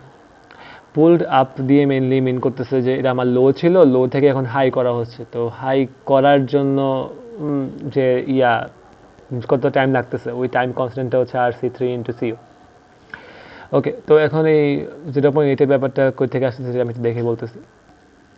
ওকে, সো মেনলি এই জিনিসটা আমি তো এইখানের মধ্যে যে বলছি যে T2 আর T3 আমি অন বলছি। তো T2 T3 যদি অন থাকে তো আমার এই বেস এমিটার স্যাচুরেশন অবস্থায় আছে। তো বেস এমিটার স্যাচুরেশনের ভোল্টেজ কত ছিল? 0.8। তো এটার জন্য 0.8। তাহলে এই পয়েন্টের আমি যদি ভোল্টেজ হিসাব করি তাহলে আমাকে গ্রাউন্ডে যাওয়া লাগবে। তাহলে গ্রাউন্ডে যেতে হলে এই পয়েন্ট টু গ্রাউন্ড, তাহলে ভোল্টেজ ড্রপ কত হচ্ছে? 0.8 প্লাস 0.8, তাহলে 1.6। আর এই কালেক্ট C1 আর B2 তো সেম পয়েন্ট, তাহলে 0.8 দুইটা যোগফল মানে 1.6, ওইটা এখান থেকে আসছে। ঠিক আছে, সমস্যা নেই। তো এটাই হচ্ছে TTL এর নর্মাল কাজ করার লজিক। সিঙ্কিং লজিক তো যেটা বলছি ওই সেম কাজটাই। তো কারেন্ট সিঙ্ক মানে ওই হয়ে বোঝাচ্ছি। IB1 বের করছে, দেখলে বুঝবা। ফ্যান আউট পাওয়ার ডিসিপেশন, তো এখানের মধ্যে এই ফ্যান আউটটা depends on the maximum collector current rating of the transistor T3। এই T3 এর কালেক্টর কারেন্ট রেটিং এর উপর ডিপেন্ড করে টোটাল কালেক্টর কারেন্ট IC3 হচ্ছে IC3 saturation plus N into L। তো এখানে L হচ্ছে আমার এই প্রত্যেকটা লোড যেগুলো কানেক্ট করা ওদের যে কারেন্ট ড্র যেটা করতেছে। পাওয়ার ডিসিপেশন আগে যেটা বলছিলাম, এই অফ স্টেট আর অন স্টেটের দুইটা যোগফল ডিভাইড বাই 2। আর wired logic, if the outputs of the gate are connected together as shown in the figure 4.13, additional logic is performed. তো propagation দিলে active pull up। ওকে, এখন active pull up এই active pull up বা totem পুল output, এই জিনিসটাতে আমার তাহলে এই নর্মাল যে সার্কিটটা ছিল এটার সাথে এটা মেন পার্থক্যটা কি? এটা সেম আছে, T2 T3 সেম আছে, কিন্তু এখানে আর কোনো কিছু ছিল না। এখানে নতুন একটা ট্রানজিস্টর দেখতেছি T4টা অ্যাড করার সাথে সাথে আমার একটা ডায়োডও অ্যাড করা হয়েছে। তো এই জিনিসটা এখানে এক্সট্রা অ্যাড করছে। এটা অ্যাড করার মেনলি কারণ কি? It is possible in TTL gate to hasten the charging of output capacitance. এই আউটপুট ক্যাপাসিটেন্স যেটা এটা চার্জিংটাকে ফাস্ট করা যাবে without corresponding increase in power dissipation না বাড়ায়, with the help of an output circuit arrangement referred to as active pull-up or totem pull। active pull-up তো নাম শুনে বোঝা যাচ্ছে, pull-up মানে হচ্ছে আমার লো থেকে হাইয়ে আউটপুট নিয়ে যাওয়া, আর অথবা আরেকটা নাম totem pull। তো এইটার মেনলি অপারেশনটা কি? তো এই জিনিসটা আমি সার্কিট থেকে যদি সার্কিটটির দিকে নিয়ে আসি তাহলে সুবিধা।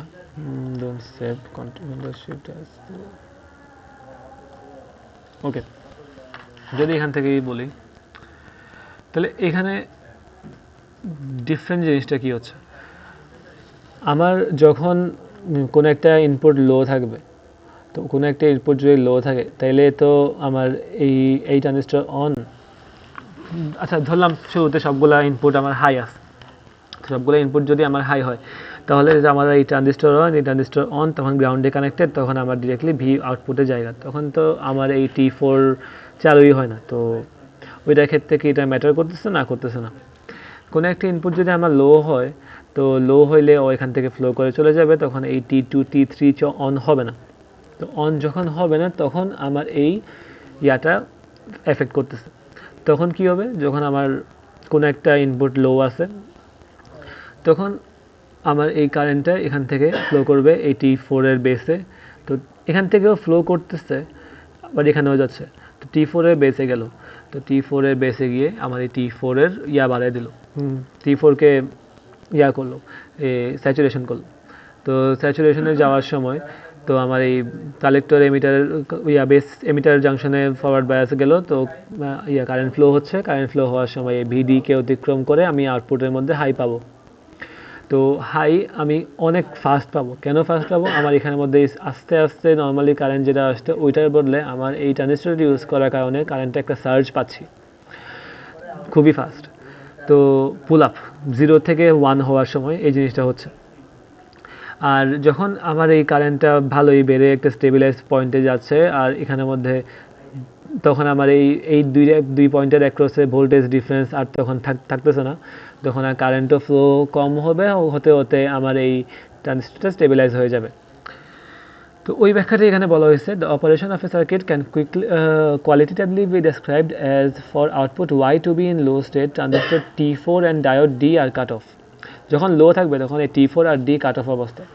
When output makes a transition from low to high, low থেকে high এ যাওয়ার সময় corresponding to any input going low, T4 enters saturation and supplies current for charging of the output capacitor. T4 saturation এ গিয়ে current supply দেয়, যার কারণে আমার ক্যাপাসিটরটা charge হবে। আচ্ছা, তারপর with a small time constant. This current decreases and eventually becomes zero under steady state condition. এই কারেন্টটা আস্তে আস্তে যখন স্টেবিলাইজ করবে, ভোল্টেজের ডিফারেন্স কমবে, তখন জিরো হয়ে যাবে। Diode D is used in this circuit to keep T4 in cutoff when output 0 is at logic 0. Output যখন এই লজিক জিরোতে আসে তখন এখানের মধ্যে তাও তো কিছু পরিমাণ ভোল্টেজ আছে, কিন্তু ওই ভোল্টেজটা তো আমার এই ইয়ারটাকে অতিক্রম করতেই পারে। কত বলছিলাম? 0.9 মিলি বলছিলাম, কিন্তু আমার এই ট্রানজিস্টরের কাট ইন ভোল্টেজ তো 0.5, তখন তো এই ট্রানজিস্টরকে তাও ও ড্রাইভ করতে পারতো। তো এই ডায়োডটা অ্যাড করার কারণে জাস্ট কাট ইন ভোল্টেজের রেটিংটা বাড়ানো হয়েছে 0.5 এর থেকে 0.5 প্লাস 0.6, এখন 1.1 আছে, তো 0.9 তো এনাফ না, তাহলে হবে না। তো এটার কারণে এটা অ্যাড করা হয়েছে মেনলি, আর কোনো রিজন নাই। এখন this current decreases eventually becomes zero under steady state condition. Diode D is used in this circuit to keep T4 in cutoff when the output is at logic 0. Corresponding to this, T2 and T3 are in saturation. তো T2 T3 যখন স্যাচুরেশনে থাকবে তখন আমার এই C2 এর অ্যাক্রসে যে ভোল্টেজটা, তো এই C2 এর অ্যাক্রসে ভোল্টেজ হচ্ছে আমার এই BE4 এর ভোল্টেজ, B4 এর ভোল্টেজ, যেটা হচ্ছে আমার BE স্যাচুরেশন, এই BE saturation plus C collector emitter saturation, তো 0.8 প্লাস 0.2, এই 3 নাম্বার বেস এমিটারের কথা বলতেছি। তো এখান থেকে এখানে ভোল্টেজটা তো যেটা হচ্ছে আমার 0.8 আর 0.2, তো 1 volt. Base emitter of 3 saturation আর কালেক্টর এমিটার 2 এর স্যাচুরেশন, এই কালেক্টর এমিটার আর এখানে base emitter, collector emitter base emitter, তো এই পয়েন্টের ভোল্টেজ তো যেটা হচ্ছে 1 ভোল্ট। তো since V output equal VCE equal 0.2, তো the voltage across the base emitter junction of T4 and diode D equals to 0.8, which means T4 and D are cut off. 0.8 voltage আছে, কিন্তু আমার তার বেশি লাগবে। If one of the inputs drop to low, the low level T2 and T3 cut off, the output voltage cannot change instantaneously, being voltage across C0. Output voltage সাথে সাথে change হতে পারে না, কারণ আমার C0 এর অ্যাক্রস একটা voltage আছে। And because of T2 going cut off, the voltage at base of T4 rises, driving into saturation. T2 cut off এ যাওয়ার কারণে এটার অ্যাক্রসে ভোল্টেজ বেড়ে গিয়ে T4 কে স্যাচুরেশনে করে দিবে। তো as soon as T2 is cut off, B4 এই বেসের মধ্যে যে ইয়াটা voltage, B4 equal VBE4 saturation, base emitter saturation 0.8।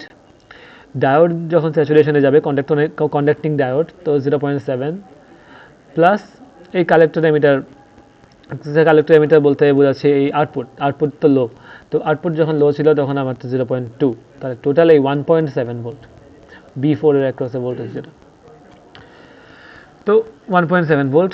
আর তাহলে IB4 তাহলে কী হবে? VCC minus VB4 divide by RC2, এই RC2, তাহলে 2.36 মিলি অ্যাম্পিয়ার কারেন্ট ফ্লো এই বেসের ভিতর দিয়ে। তাহলে এই কালেক্টরের ভিতর দিয়ে কারেন্ট ফ্লো কত হবে? এই VCC মাইনাস এখানের মধ্যে তাহলে ড্রপ কী কালেক্টর এমিটারের মধ্যে ভোল্টেজ ড্রপ 0.7, ডায়োডের জন্য 0.7, মানে এখানে 0.2, এখানে 0.7, আর এখানে লো এর জন্য 0.2, আর রেজিস্ট্যান্স কত? 100, মানে 0.1, তাহলে 39 মিলি অ্যাম্পিয়ার।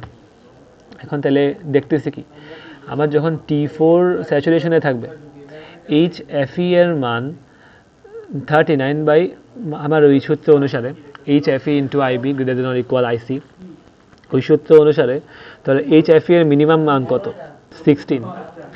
তো যদি HFE এর মান 16.5 এই মানের থেকে সমান অথবা তার থেকেও বেশি হয়, তাহলেই কিন্তু ওই HFE into IB is greater than or equal IC ওই ফর্মুলাটা স্যাটিসফাই করবে। আর যদি স্যাটিসফাই করে তাহলে ও স্যাচুরেশনে যাবে, তাছাড়া তো যাবে না।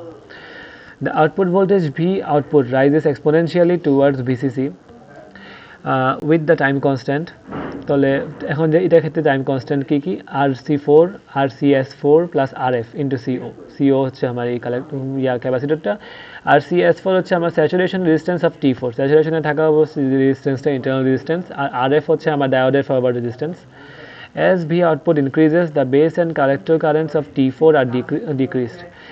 তো যখন আমার এই কালেক্টর এই আর আউটপুটের ভোল্টেজটা যখন বাড়ে, তখন আমার এই T4 এর বেস আর কালেক্টরের কারেন্ট T4 ডিক্রিজ করতে থাকবে। Eventually T4 just comes out of conduction at A steady state. Therefore মানে এক সময় গিয়ে আর মানে ওই তো কারো ওদের কারেন্ট আর ড্রাইভ করা লাগবে না, কারণ বেস আর কালেক্টর কারেন্ট অফ T4 এই বেসের কারেন্ট আর কালেক্টর কারেন্ট আস্তে আস্তে কমবে যখন আমার এই স্টেবিলাইজ করবে ভোল্টেজটা।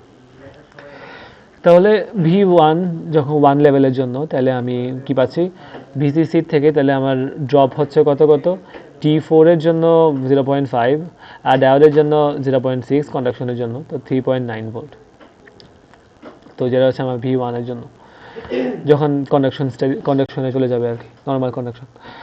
তো if the output is at V1 and all inputs go to high, মানে যখন একবারে টোটালি অফ হয়ে গেছে, তো অফ হয়ে গেলে তো T4 অফ হয়ে গেলে তো আমার লাগতেছে কি বলে এই আবারও কন্ডাকশনে নেওয়ার জন্য 0.5 আর 0.6 লাগবে, তো ওই দুইটা ভোল্টেজ ড্রপ বাদ দিয়ে 3.9 ধরছে।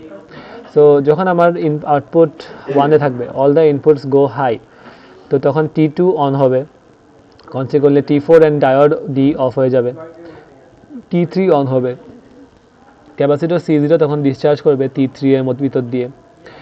তো and V0 approaches মানে V output approaches 0 মানে 0.2 ভোল্ট কালেক্টর এমিটার স্যাচুরেশন ভোল্টেজটা, T3 enters into saturation, T3 স্যাচুরেশনে যাবে।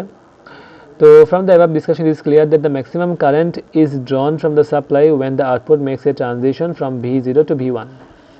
তো এত ডিসকাশন করলে তাহলে মেনলি কি বুঝলাম, যে যখন আমার আউটপুটটা পুল আপ করা হচ্ছে, অ্যাক্টিভ পুল আপ যেটা 0 থেকে 1-এ যখন নেওয়া হচ্ছে, ওই সময় তাহলে আমার ম্যাক্সিমাম কারেন্ট কতটুক ড্র করতেছে, এই IC4 এর জন্য 39 আর IB4 এর জন্য 2.4, তাহলে total 41.4 milliampere current draw করা হচ্ছে। তো যেটা একটা কারেন্টের স্পাইক, নর্মালি কিন্তু এত কারেন্ট নিয়ে আমরা কাজ করিনি, তো 39 তো কখনো হয়নি, তো এটা একটা কারেন্টের spike. The current spike generates a noise, তো এটা একটা নয়েজ জেনারেট করবে in the power supply distribution system and increases power dissipation, এটার কারণে power dissipation বাড়বে in the gate, more so when it is operated at high frequency. Frequency যদি বেশি হয় তাহলে পাওয়ার ডিসিপেশন তাহলে বেশি হবেই।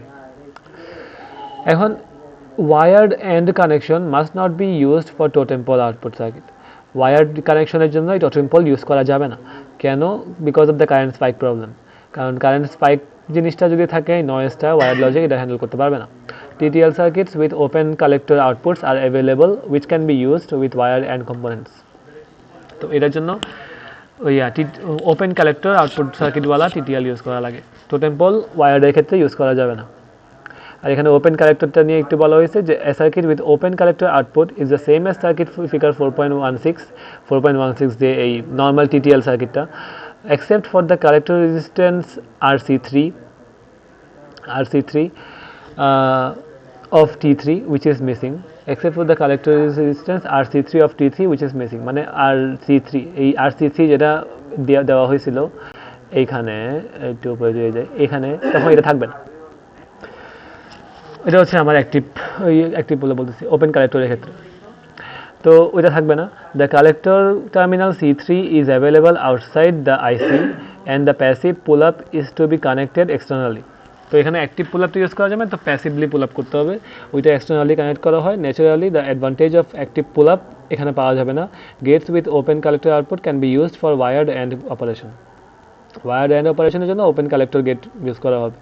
তো মেনলি কী হবে, আমার এই RC3 থাকবে না, are the collector terminal C3 তো ওইটা আমার আইসির বাইরে অ্যাভেলেবল থাকবে, যেটা আমার আর প্যাসিভ পুল আপও আমাকে এক্সটার্নালি কানেক্ট করা লাগবে। আনকানেক্টেড কম্পোনেন্ট আর ক্ল্যাম্পিং ডায়োড নিয়ে কিছু হালকা থিওরি বলছে, আর স্কটি টিটিএল লাগবে না।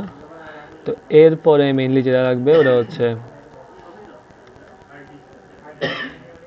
Try state, 3 state gate. তো আগে সার্কিটটা ওই পাশে নিয়ে যাই, নিও।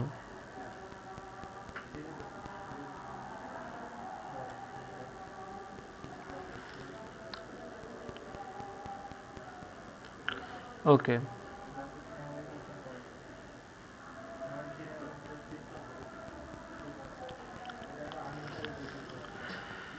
ট্রাই স্টেট নাম শুনে বোঝা যাচ্ছে আমার স্টেট থাকবে 3টা। তো নর্মালি তো 0 1 একটা স্টেট আছে, আর একটা স্টেট হচ্ছে এখন হাই ইম্পিডেন্স স্টেট। ওই হাই ইম্পিডেন্স স্টেটটা 0 না 1ও না, এখন ওইটা কন্ট্রোল করতেছে আমার আরেকটা কন্ট্রোল ইনপুট। ট্রাই স্টেটের মধ্যে একটা কন্ট্রোল ইনপুট অ্যাড করা হয়, ওই কন্ট্রোল ইনপুটটা আমার এটা কন্ট্রোল করে। একটা টোটেম পোলওয়ালা সার্কিটের মধ্যেই ট্রাই স্টেটটা অ্যাড করে। তো এখন ওইটা ট্রাই স্টেট 2 রকমের হতে পারে, যে একটা যেমন আমার কন্ট্রোল ইনপুট যখন হাই থাকবে তখন আমার নর্মালি কাজ করবে, কন্ট্রোল ইনপুট যখন আমি লো করব তখনই আমার আউটপুট হাই ইম্পিডেন্স শো করবে, আমি রিগার্ডলেস অফ মাই ইনপুট। এখন 2 রকম হতে পারে। আরেকটা যদি এমন হতে পারে যে যখন আমি করব, আমার যখন ইনপুট যখন আমার কি বলে ট্রাই স্টেটের ইনপুট যখন আমার লো, তখন ও নর্মালি কাজ করতেছে বলতে তাও ইনভার্টার হিসেবেই কাজ করতেছে। আর যখন আমার কন্ট্রোল ইনপুটের মধ্যে হাই অ্যাপ্লাই করব তখন আমার দিবে, হাই ইম্পিডেন্স স্টেট দিবে। তো এখানে যে সার্কিটটা দেওয়া এটা বি কনফিগারেশনের জন্য, ইনভার্টার সার্কিটের জন্য দেওয়া। এখন মেনলি এই ট্রাই স্টেটটা কেমনে আমি যখন একটা কি বলে কন্ট্রোল ইনপুটটা যখন আমি লো হচ্ছে, তো লো হইলে কেমনে কাজ করে আর হাই হইলে কেমনে কাজ করে, এই জিনিসটাই আমার জানা লাগবে। তো এটা এখানে সুন্দর করে ব্যাখ্যা দেওয়া আছে, তো আমি এখান থেকে জাস্ট বলে মেইনলি বলতেছি। তো output of two TTL gates with totem pole structure cannot be connected together in open collector circuit. তো open collector circuit A output of two TTL gate with totem pole structure connect করা যাবে না। A special type of totem pole gate that allows wired connection of outputs for the purpose of forming a common bus system. When a totem pole TTL has this property, it's called three-state gate. Exhibit 3 outputs. Low level state with low transistor in the totem pole is on, upper transistor off. High level state when the upper transistor in T4 is on, lower transistor is off. And a third state when both transistors of the totem pole are off. আমি তো এর আগে ওই T3 আর T4 যেটা, যখন আমার T4 on ছিল তখন আমার আউটপুট হাই ছিল, যখন আমার T3 অন ছিল তখন আমার আউটপুট লো ছিল। কিন্তু এখন এই যে ট্রাই স্টেট যেটা থার্ড স্টেট, ওই ক্ষেত্রে আমার ওই দুইটা ট্রানজিস্টর T3 T4 দুইটাই অফ থাকবে। The third state is an open circuit দিয়ে বোঝাচ্ছে দুইটাই অফ থাকবে। তো দুইটাই অফ থাকলে আমার যে আউটপুটটা তো ফ্লোটিং অবস্থায় আছে, এটা তো এখানেও কানেক্টেড না এখানেও কানেক্টেড না, মানে এই দুইটাই অফ, তাহলে তো কিছুতেই কানেক্টেড নাই। তো রেজিস্ট্যান্স ইনফিনিটি, তো এই জন্য থেকে হাই ইম্পিডেন্স স্টেট বলা হয়। ওপেন সার্কিটের রেজিস্ট্যান্সটা ইনফিনিটি অনেক হাই আর কি। এখন এই জিনিসটা third state open circuit or high impedance state that allows that the direct wire connection of many outputs to a common line. It allows direct wire connection of many outputs to a common line. Three-state gates eliminate the need for open collector gates in bus configuration. Bus configuration এর ক্ষেত্রে এই যদি আমি tri-state gate use করি তাহলে আমি totem pole use করেও wired connection implement করতে পারবো, যদি তখন আমার ওপেন কালেক্টর গেট লাগবে না আর কি। এখন এই জিনিসটা তাহলে কাজ করে কেমনে ওইটাই যদি বলতে আসি। এখন শো দ্য গ্রাফিক্যাল সিম্বল, এখানে গ্রাফিক্যাল সিম্বল দিয়ে দেখাইছে এ আর বি দুইটা। এখন একটু আগে যেটা বলছিলাম ওই জিনিসটাই। এখন কেমনে কাজ করে, আগে সার্কিট ডায়াগ্রাম দেখাইছে যে আমার ট্রানজিস্টর Q6 Q7 Q8, এই নিচে যে তিনটাই এখানের মধ্যে মেইনলি ট্রাই স্টেটের জন্য কাজ করতেছে, Q6 Q7 আর Q8। তো এখন যদি আমি ডিরেক্ট অপারেশনে বলা শুরু করি, তো কানেকশনটা কেমনে দেওয়া হয়েছে, আমার এই Q8 এর যে কালেক্টরটা, Q8 এর কালেক্টরটা কানেক্ট করা হয়েছে আমার ইনপুটের মধ্যে, ডাটা ইনপুটের একটা ইনপুট হিসেবে, আর আরেকটা কানেক্ট করা হয়েছে আমার এই Q5 আর Q4 মানে ওই সেম জিনিসটাই, মানে Q4 যেটা ওইটার সাথে আরেকটা Q5 লাগাইছে যাতে করে Q4 কে আরো ভালোভাবে ড্রাইভ করা যায়, ওইটা আর কিছু না, জাস্ট একটু কারেন্ট অ্যাম্পলিফাই করতেছে। তো এটার বেসের সাথে কানেক্ট করা হয়েছে। এখন কানেক্ট করা হয়েছে কেমনে, একটা ডায়োড লাগায়। ওকে, তো যখন আমার ইনপুট এই ট্রাইস্টেটে এখন ইনপুটের উপর ডিপেন্ড করবে। তো সার্কিটের কনফিগারেশন এমন যে আমার ট্রানজিস্টর Q1 থেকে Q5 অ্যাসোসিয়েট করা হয়েছে ডাটা ইনপুটের সাথে totem pole circuit. Two circuits are connected together through a diode D1. As in open collector circuit, transistor Q8 turns off when control input C is at low state. যখন আমি লো apply করব এখানে, তো যদি আমি লো apply করি তো তাহলে কী হবে, আর এখানের মধ্যে হ্যাঁ আমার সেম বিসিসি এই জায়গাতে এই দুইটা কালেক্টর অ্যাপ্লাই করেছে, এটা সেম। এখন যদি আমি লো অ্যাপ্লাই করি তাহলে তো নেই, মানে ভিসিসি এখান থেকে ফ্লো করে এদিক থেকে এখানে চলে যাবে, তো এদিকে আর যাবে না, এদিকে যদি যাবে না Q7 অন হবে না, Q7 অন হবে না মানে Q8 অন হবে না। এই তো কারেন্ট মানে কারেন্ট মানে এদিক থেকে ফ্লো হয়ে এদিক থেকে ফ্লো হয়ে এদিক থেকে চলে যাবে, তো এদিকে তো আর যাবে না, তো লাভ তো নাই, Q8 অন হবে না। তো লো এর জন্য কোনো কিছু হবে না, ও নর্মালি যেমনি কাজ করে অমনি কাজ করবে, যেটাই হওয়ার কথা ছিল লোতে, ইনভার্টার হিসেবে কাজ করলো, প্যারা নাই। তো এখন এই জিনিসটা এখানে আবার বলছে যে হ্যাঁ C1 is in low state, prevents diode D1 from conducting. তো লো স্টেটে আছে, D1 কন্ডাক্ট করবে না। তো in addition, emitter Q1 connected to Q8 has no conduction path. Under this condition, transistor Q8 has no effect in the operation of the gate, and the output in Y depends only on the data input at A. এখন আমার control input যখন high হবে তখন কি হবে, control input high হলে আমার কারেন্টটা তো গেল এদিক থেকে এদিকে, সেদিক থেকে এদিকে এসে এদিকে, তো এদিকে গেলে তো অয়ন মানে অয়ন, তাহলে এদিক থেকে যাবে। তো যদি যায় এই ট্রানজিস্টর হয়ে গেছে অন, তো VCC through D1 causes Q8 to saturate. The voltage at the base of Q5 is now equal to voltage across saturated transistor. Q5 এর across এ ভোল্টেজ, এই যে Q5 এর across এ ভোল্টেজটা ইকুয়াল টু কি হয়েছে, ওরা কানেক্টেড ডায়োডের থ্রু, কিন্তু এখন তো সমস্যা নেই যেহেতু গ্রাউন্ড করা, এখন ডিরেক্টলি গ্রাউন্ডে কানেকশন পেয়ে গেছে। যদি ডিরেক্টলি এমন করে দেখাই Q5 এর জন্য যেটা, তো ও এখন গ্রাউন্ডেড হয়ে গেছে না, +1 ডায়োড ড্রপ, এই যে তো ভোল্টেজ অ্যাক্রস এটা Q8 এর voltage drop +1 diode drop or 0.9 volt. This voltage turns of Q5, যেটা অবশ্যই এনাফ না, কারণ আমার এই Q5-কে অন রাখতে এনাফ না। অ্যান্ড Q4, তো Q5 অফ হবে, Q4ও অফ হবে, যেহেতু আমার এখানে মধ্যে এনাফ ভোল্টেজ পাচ্ছে না।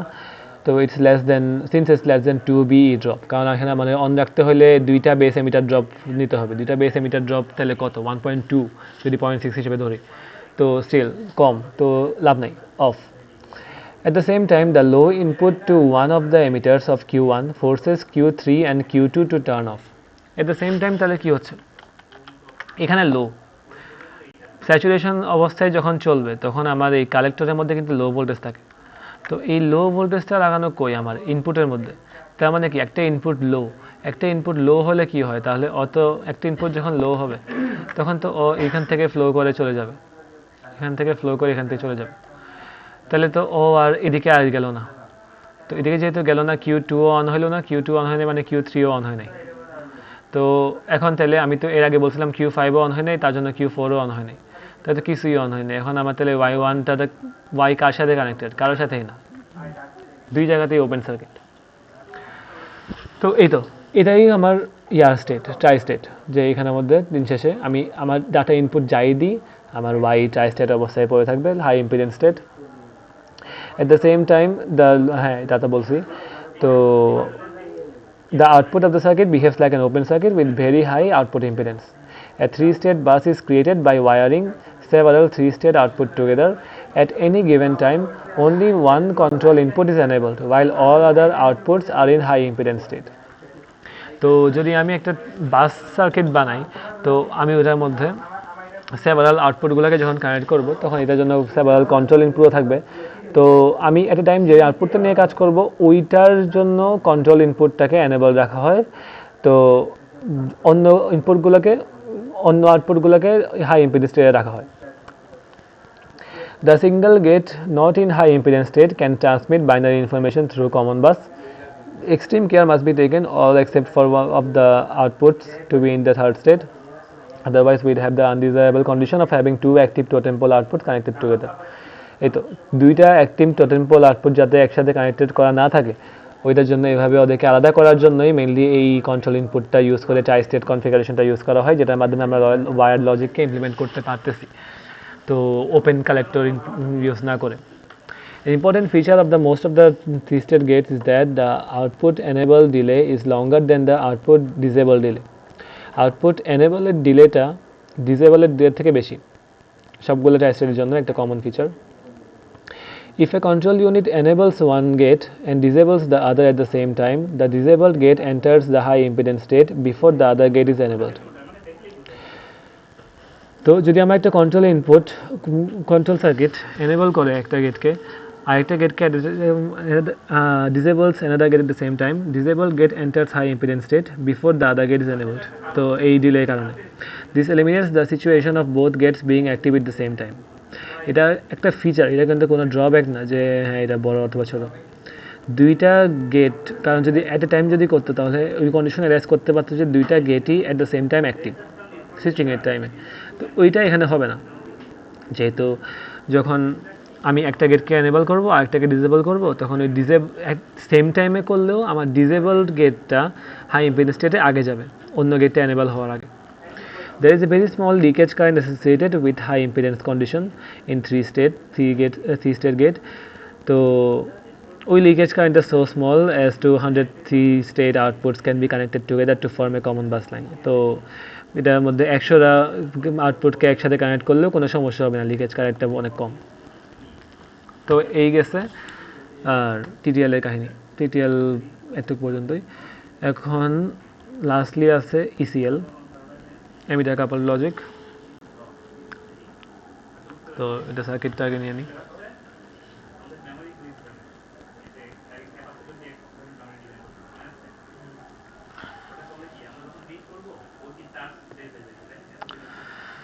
ওকে, এখন ইসিএল এমিটার কাপল লজিক আর ইসিএল এটা হচ্ছে লজিক ফ্যামিলিগুলোর মধ্যে সবচেয়ে ফাস্ট। এখন সবচেয়ে ফাস্ট হওয়ার জন্য তাহলে ওর মেইনলি ড্রব্যাক কী হবে, একটু আগে যেটা বলছি, স্পিড বেশি হইলে আমার এই ফিগার অফ মেরিট থেকে পাচ্ছি স্পিড বেশি মানে প্রপাগেশন ডিলে কম, কিন্তু ফিগার অফ মেরিট কনসেপ্টে লেখা রাখবে তার মানে পাওয়ার ডিস্ট্রিবিউশন বাড়বে, তো অবশ্যই পাওয়ার ডিস্ট্রিবিউশন বেশি হবে। High speeds have become possible in ECL because of the transistors used in difference amplifier configuration in which they are never driven to saturation. এখানে স্যাচুরেশনে ওদেরকে কখনো নেওয়া হয় না, thereby the storage time is eliminated. স্যাচুরেশনে নেওয়া হয় না এই জন্য ওদের মধ্যে সুইচিং টাইম অনেক ফাস্ট হয়, তো স্টোরেজ টাইম হয় না এই জন্য। Here, rather than switching the transistor on and off and vice versa, they are switched between cutoff and active region. ওদেরকে কাট অফ আর অ্যাক্টিভ রিজনের মধ্যে সুইচিং করা হয়, কাট অফ আর স্যাচুরেশনের মধ্যে না। তো propagation delay is less than 1 nanosecond per gate have become possible. ECL is realized using a difference amplifier in which emitters of the two transistors are connected and hence is referred to as emitter coupled logic. তো এখানের মধ্যে emitter of the two ট্রানজিস্টরস, এই যে এই ট্রানজিস্টরের কাপগুলা আর এই ট্রানজিস্টরের এমিটারকে একসাথে লাগানো, তো এমিটার কাপলড, এই জন্য এমিটার কাপলড লজিক অথবা ECL. A 3-input ECL is shown which has 3 parts, তিনটা পার্ট, এখানে ইনপুট, এখানে হচ্ছে ডিফারেন্স অ্যাম্পলিফায়ার কনফিগারেশন আর এখানে এমিটার ফলোয়ার। এমিটার ফলোয়ারটা দিয়ে মেনলি আউটপুটটা আসে।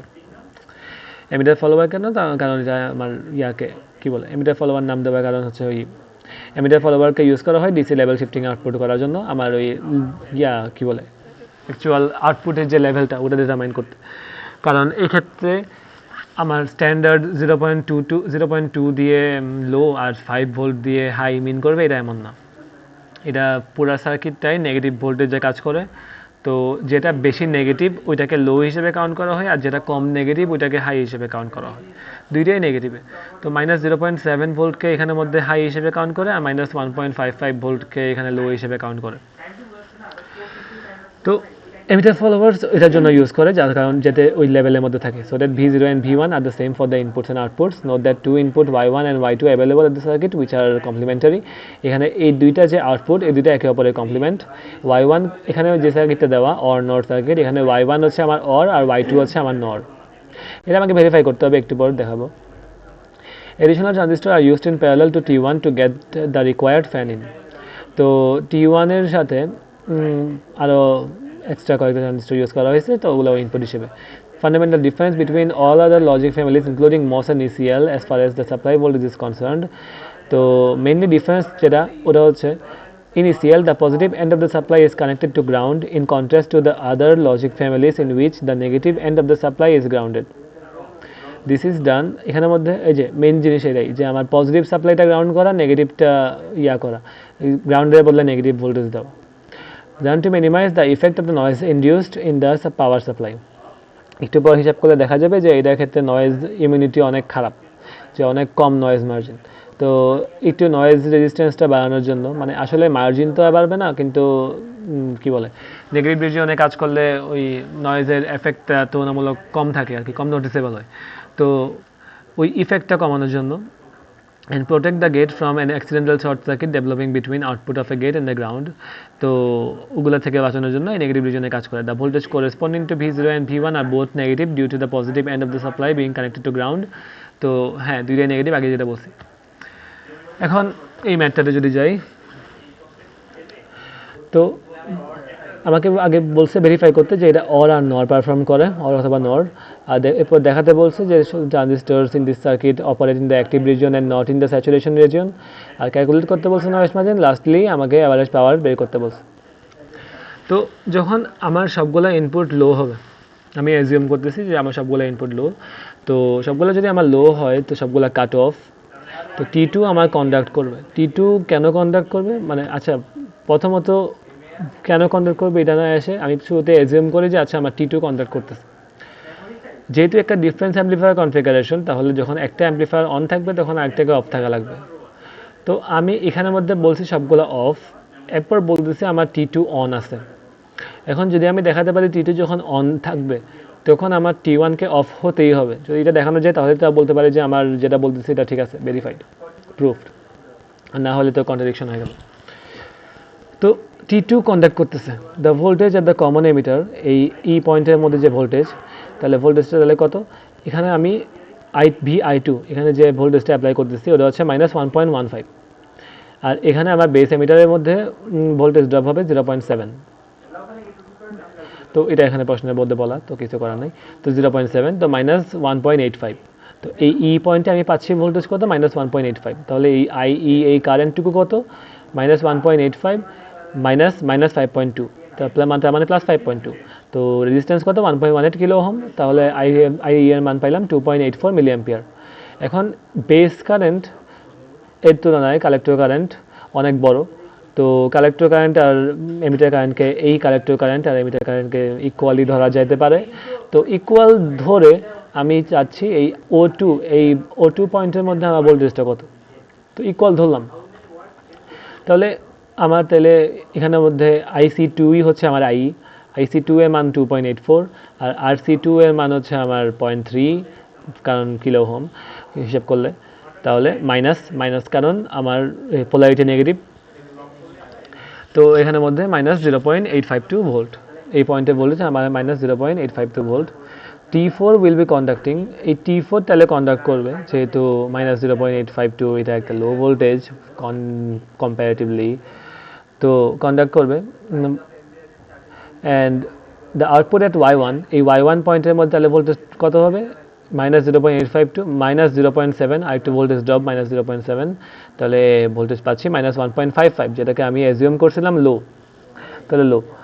এখন যখন all the inputs are at V0, সবগুলো ইনপুট যখন আমার ইয়াতে থাকবে -1.55 থাকবে, তখন base two emitter voltage of the input transistor is, এই বেস এমিটার ভোল্টেজটা BE, এটা হচ্ছে এখানের মধ্যে আমার -1.55 আছে আর এখানের মধ্যে 1.85 আছে। তাহলে দুইটা ডিফারেন্স কত, 0.3, যেটা আমার এই ট্রানজিস্টরগুলো কাট ইন ভোল্টেজের থেকে কম। ট্রানজিস্টরের কাট ইন ভোল্টেজ 0.3, তাহলে কম। তো কম যেহেতু ট্রানজিস্টরগুলো অন হবে না, তার মানে ওরা কন্ডাক্টিং হবে না। তো যেটা আমি শুরুতে অ্যাজিউম করছিলাম যে ওরা কন্ডাক্টিং হবে না, তো ওইটাই ট্রু হয়েছে যে হ্যাঁ, যখন আমার T2 অন থাকবে তখন ওরা কন্ডাক্টিং হবে না। দেখুন, the base and collector of T3 are effectively the same potential, যেহেতু ওরা কন্ডাক্টিং না তো এই পুরো জিনিসটা বাদ। এখন base and collector of T3, এই T3 এর যে বেস, এই যে এখান থেকে তো বাদ, তো এই পুরো জিনিসটা কাজ নাই। Base and collector at the same potential, same ভাবে লাগান। Hence T3 behaves like a diode, same পটেনশিয়ালে থাকলে ডায়োডের মতো কাজ করে।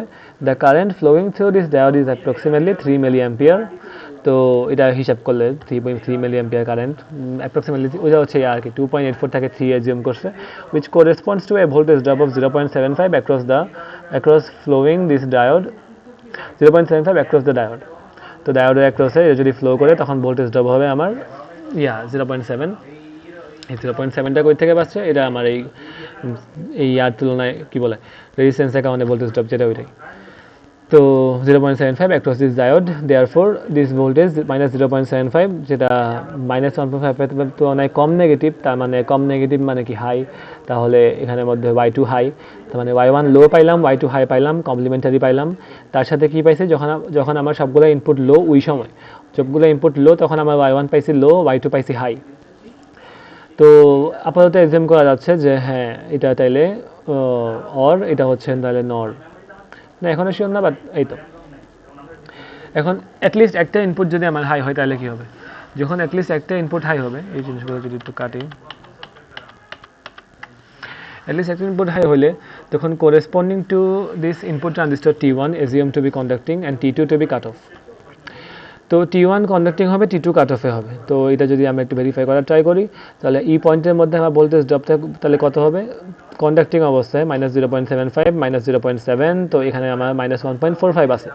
তাহলে আমার এখান থেকে আমি যদি VBE2 বের করি, এই BE2 এর ভোল্টেজটা, তাহলে আমি কী পাবো, এখানের মধ্যে -1.15 আর এখানে ভোল্টেজ হচ্ছে -1.45, তো মাইনাসে প্লাস -1.45 প্লাস 1.45 -1.15 প্লাস 1.45, তো এই পাবো আমি 0.3, যেটা আমার 0.5 এর থেকে কম, তার মানে কাট অফ।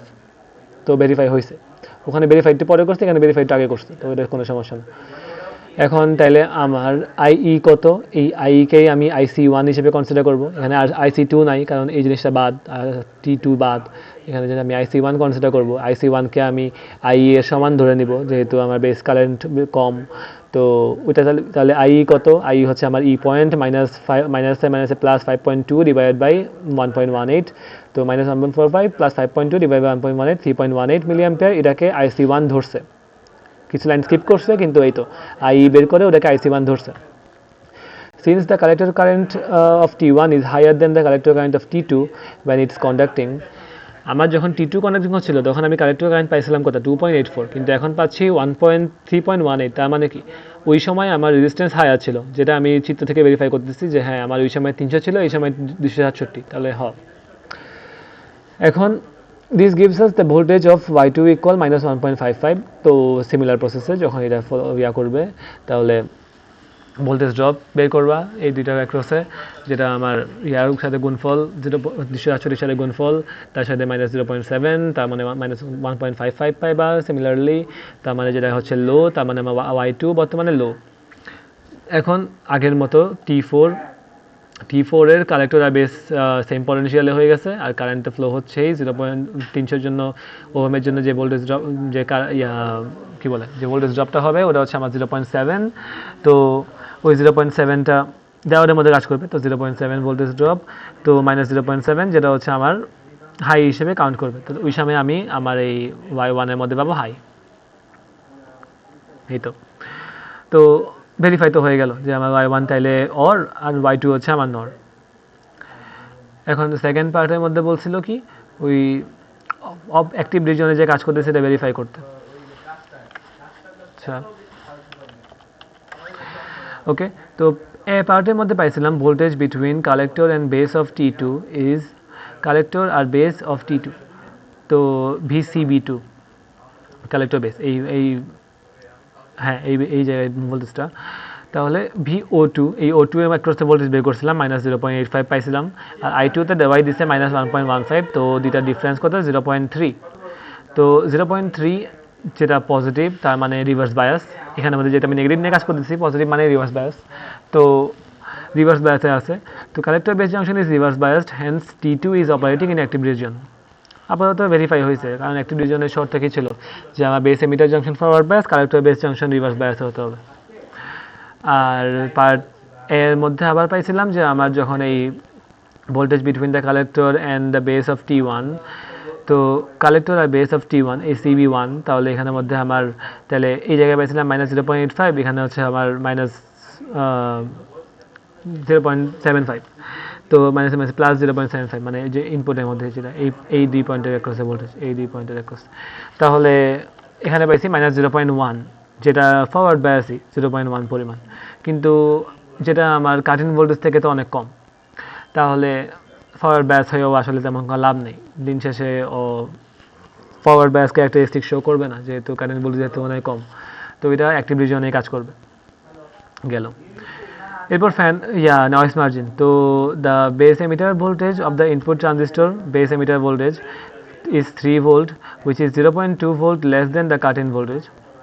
তো একটু আগে ওই 1 নাম্বার পার্টে যেটা বলছিলাম ওইটাই, যে আমার base emitter voltage of input transistor পাইছিলাম 0.3, আমার এই যে এখানের মধ্যে যেটা 0.3, কিন্তু আমার তো ফ্লো করার জন্য লাগবে 0.5, তার মানে 0.2 হচ্ছে আমার noise margin for zero level. আর base emitter voltage of T2 2 নম্বরের ক্ষেত্রে পাইছিলাম আবারও 0.3 পাইছিলাম, আবারও তাহলে 0.5 লাগবে, তার মানে এই যে এখান থেকে যে 0.3 পাইছি ওইটা। তো এই তো নয়েজ মার্জিন দেখতেছি যে হ্যাঁ, নয়েজ মার্জিন এখানে দুই ক্ষেত্রেই সমান, আর নয়েজ মার্জিন অনেক কম। এখন পাওয়ার ডিসিপেশন। তো পাওয়ার ডিসিপেশনের ক্ষেত্রে এখানের মধ্যে একটা সুন্দর জিনিস নোটিস করা যাচ্ছে, যেটা হচ্ছে আমার এই T3 আর T4 এর মধ্যে দিয়ে যে কারেন্টটা এখানে ফ্লো হচ্ছে, তো এই কারেন্ট এখানে ক্যালকুলেট করছে যে আমার তাহলে 5.2 মাইনাস, তো এখানের মধ্যে 0.75 এক সময়, আর 1.1 যে সময় এটার মধ্যে যদি -0.75 থাকে, তাহলে এখানের মধ্যে আমার -1.5 থাকবে, আর ভাইস ভার্সা। তো এই দুইটার মধ্যে দুই কেসের মধ্যে কারেন্ট বলতে গেলে সোয়াপ হচ্ছে, সেম কারেন্ট সোয়াপ হচ্ছে।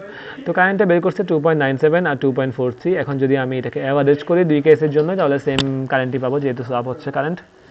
তো কারেন্টটা মেনলি চেঞ্জ হচ্ছে কই? চেঞ্জ হচ্ছে এখানে আমার ই পয়েন্টের ভোল্টেজ চেঞ্জ হচ্ছে দুই কেসের দুইটা। তো ওই দুই কেসের জন্য আমার এখানে আউটপুট দুই রকম পাচ্ছি। তো একবার যখন আমার সবগুলা ইনপুট লো ছিল, তখন আমি পাইছিলাম যে এই 2.84 এই IC1, তো যেটার জন্য I1। তো আবার যখন আমার সবগুলো ইনপুট অ্যাটলিস্ট একটা ইনপুট হাই ছিল, তখন আমি পাইছিলাম 3.18। তাহলে এই দুইটার অ্যাভারেজ কনসিডার করতে হবে পাওয়ার ডিসিপেশনের ক্ষেত্রে। তো 3.01 হচ্ছে অ্যাভারেজ, তাহলে আমার টোটাল কারেন্ট হচ্ছে 3.01, 2.97, এখানে তো ভুলে 3.97 আছে, 2.97 হবে, 2.97 আর 2.434, টুই তো সেম। তো 8.41 মিলি অ্যাম্পিয়ার, আর আমার VE সাপ্লাই করা হচ্ছে কত 5.2, আমি তো পাওয়ার তো পজিটিভ কাউন্ট করবো, তো 5.2 ইন্টু এত, তার মানে 43.7 মিলিওয়াট। এটা হচ্ছে আমার আচ্ছা। তো ওগুলোতে গেছে। এখন ফ্যান আউট।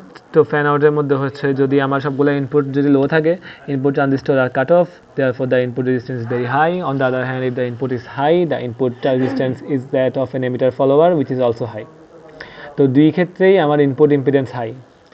আবার secondly, output resistance is either that of an emitter follower or the forward resistance of a diode. T3 T4 যখন ডায়োডের মধ্যে কাজ করে ওই সময় দুই ক্ষেত্রেই আমার আউটপুট ইম্পিডেন্সও লো, রেজিস্ট্যান্স লো। তো low output impedance, high input impedance, এটা হচ্ছে লার্জ ফ্যান আউটের লক্ষণ। তো ফ্যান আউট এটার ক্ষেত্রে লার্জ হবে। আর এখানে ওয়্যার্ড লজিক কানেকশন দেওয়া হয়েছে, ওটা তো দরকার নেই, আর ইন্টারফেসিং লাগবে না। ডিরেক্টলি লাস্টের যে দুইটা ছোটো টপিক, ওগুলো যদি একটু হালকা করে বলে যাই, ওটা হচ্ছে মসের থেকে মেনলি ছোটোখাটো থিওরি আর কেমনে কাজ করে CMOS আর CMOS এই দুইটার জন্যই। তো তিনটা মেইন যে ইয়াগুলা, ইনভার্টার, এরপর অ্যান্ড আর ন্যান্ড, মানে ন্যান্ড আর নর, এই তিনটা সার্কিট একটা বুঝলে বাকিগুলো বোঝা যাবে। তো এখানে দুই রকমের আছে, একটা হচ্ছে এনহ্যান্সমেন্ট লোড, একটা হচ্ছে ডিপ্লিশন লোড। তো দুইটার মধ্যে পার্থক্য হচ্ছে আমার এই লোডের মধ্যে, দিন শেষে এই যে এনহ্যান্সমেন্ট লোড আর ডিপ্লিশন লোড। তো একটার মধ্যে PMOS ইউজ করা হয়েছে, একটার মধ্যে NMOS। দুইটার মধ্যে পার্থক্য হচ্ছে এনহ্যান্সমেন্ট টাইপ মসফেটের ক্ষেত্রে হয় কি, আমার যে গেট সোর্স ভোল্টেজকে আমার এই ইনপুট ভোল্টেজের থেকে বেশি হওয়া লাগে যদি আমি মানে কন্ডাকশনে যেতে চাই। কিন্তু আমার ডিপ্লিশন লোডের ক্ষেত্রে আমার গেট সোর্স ভোল্টেজের মান 0 থেকে বড় হলেই অন হবে। তো এটার ক্ষেত্রে তো এনহ্যান্সমেন্ট লোডের ক্ষেত্রে যেহেতু আমার এই ইনপুটের থেকে অন বেশি হলে অন হবে, তো আমি আউটপুটের মধ্যে তাহলে ভোল্টেজটা পাবো যেটা, ওটা হচ্ছে এই দুটার ডিফারেন্স, যে ভিজিএস মাইনাস ভিআই যেটা, ওটা আমি আউটপুটে পাবো, মানে ভিডিডি থেকে ভিআই বাদ দিয়ে যেটা। কিন্তু আমি ডিপ্লিশন লোডের ক্ষেত্রে ডিরেক্টলি ভিডিডিই পাবো। তো অবশ্যই ডিপ্লিশন লোড মোর রিলায়েবল এটার ক্ষেত্রে। এখন মেইনলি কাজটা কেমনে করে, যখন আমার ইনপুট যখন করা হবে, লো দিব, তখন যদি আমি ইনপুট লো দিই তাহলে T1কে অন করবে না। তো T1 দুই ক্ষেত্রেই T1কে অন করবে না, তখন জাস্ট T2 এর সাথে ডিরেক্টলি আমার এই কানেক্টেড। তো ওরা T2 কন্ডাকশনে যাবে, T2 কন্ডাকশনে যাবে, আর আমার এখান থেকে বিডিকে দিবে। আর যখন আমি T1 কে অন করব, মানে ইনপুটের মধ্যে হাই দিব, ইনপুটের মধ্যে যদি হাই দিই তাহলে T1 চালু হবে, T1 চালু হলে আমার সাথে কানেকশন এস্টাবলিশ করে দেবে। এটা পিমস ইউজ করেছি, তো ওই তো তাহলে কানেকশন এস্টাবলিশ করে দেবে গ্রাউন্ডের সাথে, তখন আমার আউটপুট গ্রাউন্ডেড হয়ে যাবে, আউটপুট গ্রাউন্ডেড হলে তো আউটপুট লো। আর ন্যান্ড আর নরের ক্ষেত্রে সেম জিনিসটাই, ওই যে যখন জাস্ট ন্যান্ডের ক্ষেত্রে সিরিজে রাখবো, নরের ক্ষেত্রে প্যারালালে রাখবো। তো প্যারালালে রাখলে তো বুঝছোই যে আমার অ্যাটলিস্ট একটাও যদি দিই, লো দিই, মানে দুইটাই যদি লো দিই তাহলে তো চালু হইল না। একটাও যদি লো দিই তাইলেও গ্রাউন্ডেড হয়ে গিয়ে আমাকে আউটপুট লো দিবে। শুধুমাত্র দুইটাই যখন আমি হাই দিব, তো তখনই আমাকে আউটপুট দিবে, লো দিবে। কি বলে, আগে শুরুতে নট দিছে, পরে ন্যান্ড।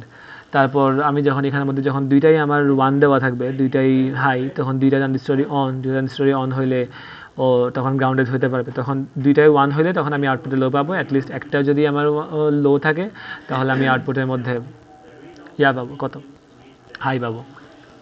তো এটা নর্মাল সার্কিট। আর ওগুলার জাস্ট কোনো তেমন ব্যাখ্যা নাই। সিএমওসের মধ্যে হচ্ছে মেইনলি কমপ্লিমেন্টারি মসফেট। তো এটার মধ্যে আমার দুইটা মসফেটই আছে, একটা হচ্ছে পিমোস, একটা হচ্ছে এনমোস। তো পিমোসটা অ্যাক্টিভেট, দুইটা মসের মধ্যে কোনটা কোন সময় অ্যাক্টিভেট হয়, একটা অ্যাক্টিভেট হবে যখন আমার ইনপুট লো, আর একটা অ্যাক্টিভেট হবে যখন আমার ইনপুট হাই। তো দুই কেসের জন্য। তো তো যেহেতু এই দুইটা কম্বাইন করেই আমার এই সার্কিটটা গঠন করা, তাহলে এখানে ইনভার্টার সার্কিটটা দেয় নাই, কিন্তু ইনভার্টার সার্কিটটা হচ্ছে বেসিক সিমস ইনভার্টার সার্কিটটাই, মানে সিমসের সার্কিটটা একটা ইনভার্টার সার্কিট। কারণ যখন আমি ইনপুটের মধ্যে লো দিব, ইনপুট লো দিলে ওই এনএমওএস এটাকে করে দিবে, ড্রাইভ করে দিবে। তো মানে এই ইনপুটে যদি আমি লো দিই তাহলে এনএমওএসটা চালু হবে না, পিএমওএসটা চালু হবে। এনএমওএস চালু না হলে এখানের মধ্যে ভিডিডি ডিরেক্টলি ভি আউটে কানেক্ট করা থাকবে, ভিডিডি কানেক্ট করা থাকলে আমার আউটপুটের মধ্যে আমি পাবো হাই। ইনপুট যখন আমি হাই দিব তখন এনএমওএস অ্যাক্টিভেট হয়ে যাবে, পিএমওএস ডিসেবল হয়ে যাবে, তখন আমি এখান থেকে এই গ্রাউন্ডের মধ্যে ভি আউট, তখন আমি আউটপুট পাবো লো। তো এই জিনিসটাকে ইউজ করেই পরবর্তী ইয়াগুলো করা হয়েছে। যে আগে যদি ন্যান্ড গেটটা নিয়ে বলি, তো ন্যান্ডের ক্ষেত্রে আমার পিমস যেগুলো ওগুলাকে রাখছে হিসেবে প্যারালালি, আর আমার এনমসগুলোকে রাখছে সিরিজে। এখন এটার পারপাসটা কি, যখন আমার ইনপুটের মধ্যে ন্যান্ড মানে কি, ন্যান্ড মানে আমার যখন দুইটা ইনপুটই 1 হবে তখনই আমার আউটপুটে লো পাবো। তো যদি আমার আউটপুটটা এখানে মাঝখানে দেওয়া হয়েছে, তো যদি আমার দুইটা ইনপুটই লো হয়, দুইটা ইনপুটই লো, এটাও অ্যাক্টিভেট, দুইটাই লো, দুইটাই অ্যাক্টিভেট, মানে দুইটাই লো বলতে দুইটাই হাই, তার মানে দুইটাই অ্যাক্টিভেট হলে আমার এখান থেকে ডিরেক্টলি গ্রাউন্ডে কানেকশন যাচ্ছে, তার মানে আমার এই দুইটা অফ থাকবে, এই দুইটা অন থাকবে, তার মানে ওয়াই এর সাথে গ্রাউন্ডে কানেক্টেড, তার মানে আমি আউটপুটের মধ্যে পাবো তখন লো। আর যখন আমার একটা তো দুইটাই লো ধরো, তো দুইটাই লো বা এই দুইটাই অন, একটা লো, যে কোনো একটা লো, তো যে কোনো একটা অন, এই দুইটাই অফ থাকবে ওই সময়। তো দুইটাই অফ থাকবে বলতে একটা অন থাকলেও তো লাভ নেই, কারণ মাঝখানে কানেকশন তো থাকবে না। তো তাহলে আমার বিসিসির সাথে কানেকশন হয়ে যাবে বাইয়ের, তখন আমি আউটপুটের মধ্যে কী পাবো, হাই পাবো। এটার উল্টা কনফিগারেশনটা ইউজ করা হয়েছে নরের ক্ষেত্রে, যে এই ক্ষেত্রে আমার এনমসগুলোকে প্যারালালে করে দিয়ে পিমসগুলোকে সিরিজে রাখছে। তো নরের ক্ষেত্রে তাহলে কি হয়, আমার কি বলে এই শুধুমাত্র 0-0 বাদে অন্য সবগুলো কেসে 0-0তে আমার নরের মধ্যে দিবে কি, হাই দিবে। আর বাকি সবগুলো ক্ষেত্রে লো দিবে। তো যখন দুইটাই আমার লো 0 0, তো তাহলে কী হবে, দুইটাই লো থাকলে আমার ওয়াই কানেক্ট করা হয়েছে এখানে, তাহলে এই এই দুইটা থাকবে অফ, এই দুইটা থাকবে অন। অন থাকলে ডিরেক্টলি কানেক্টেড, আউটপুট পাবো হাই। তো যখন আমার একটা অ্যাটলিস্ট একটাও যখন আমার হাই হবে তখন এটা হয়ে যাবে অফ, যে কোনো একটা হয়ে যাবে অফ, তো কানেক্ট করতে পারবে না।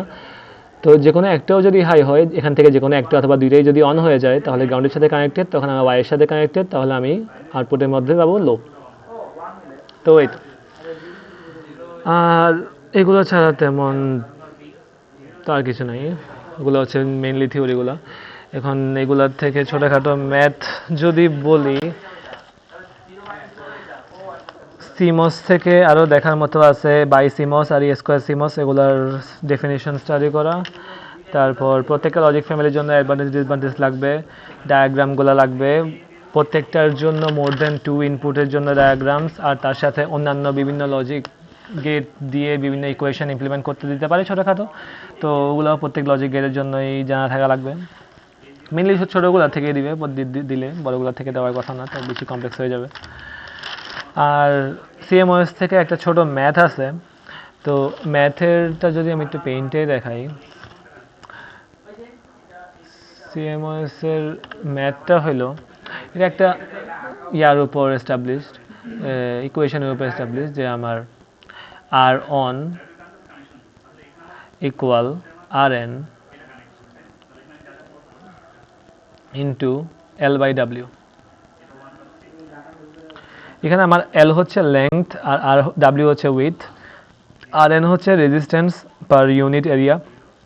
এটা হচ্ছে চ্যানেলের জন্য বলতেছে, চ্যানেল যেটা আমার ডিপ্লিশন টাইপের মধ্যে তাকে থেকে চ্যানেল ফর্ম করা থাকে। তো এখন ভিডিডি এর মান আমাকে, আচ্ছা ভিডিডি এর মধ্যে আসার আগে এখানের মধ্যে আমাকে আর এনটা দেওয়া থাকবে, আর আর অনটা কি বলে, আমাকে আর অনটা বের করে ওখান থেকে আর এনও দেওয়া থাকবে, তো আর অন বের করা লাগবে মেইনলি। তো এখন আর অন বের করার যে সূত্রটা হচ্ছে আমার V output is equal Vs into R on divided by R on plus RL.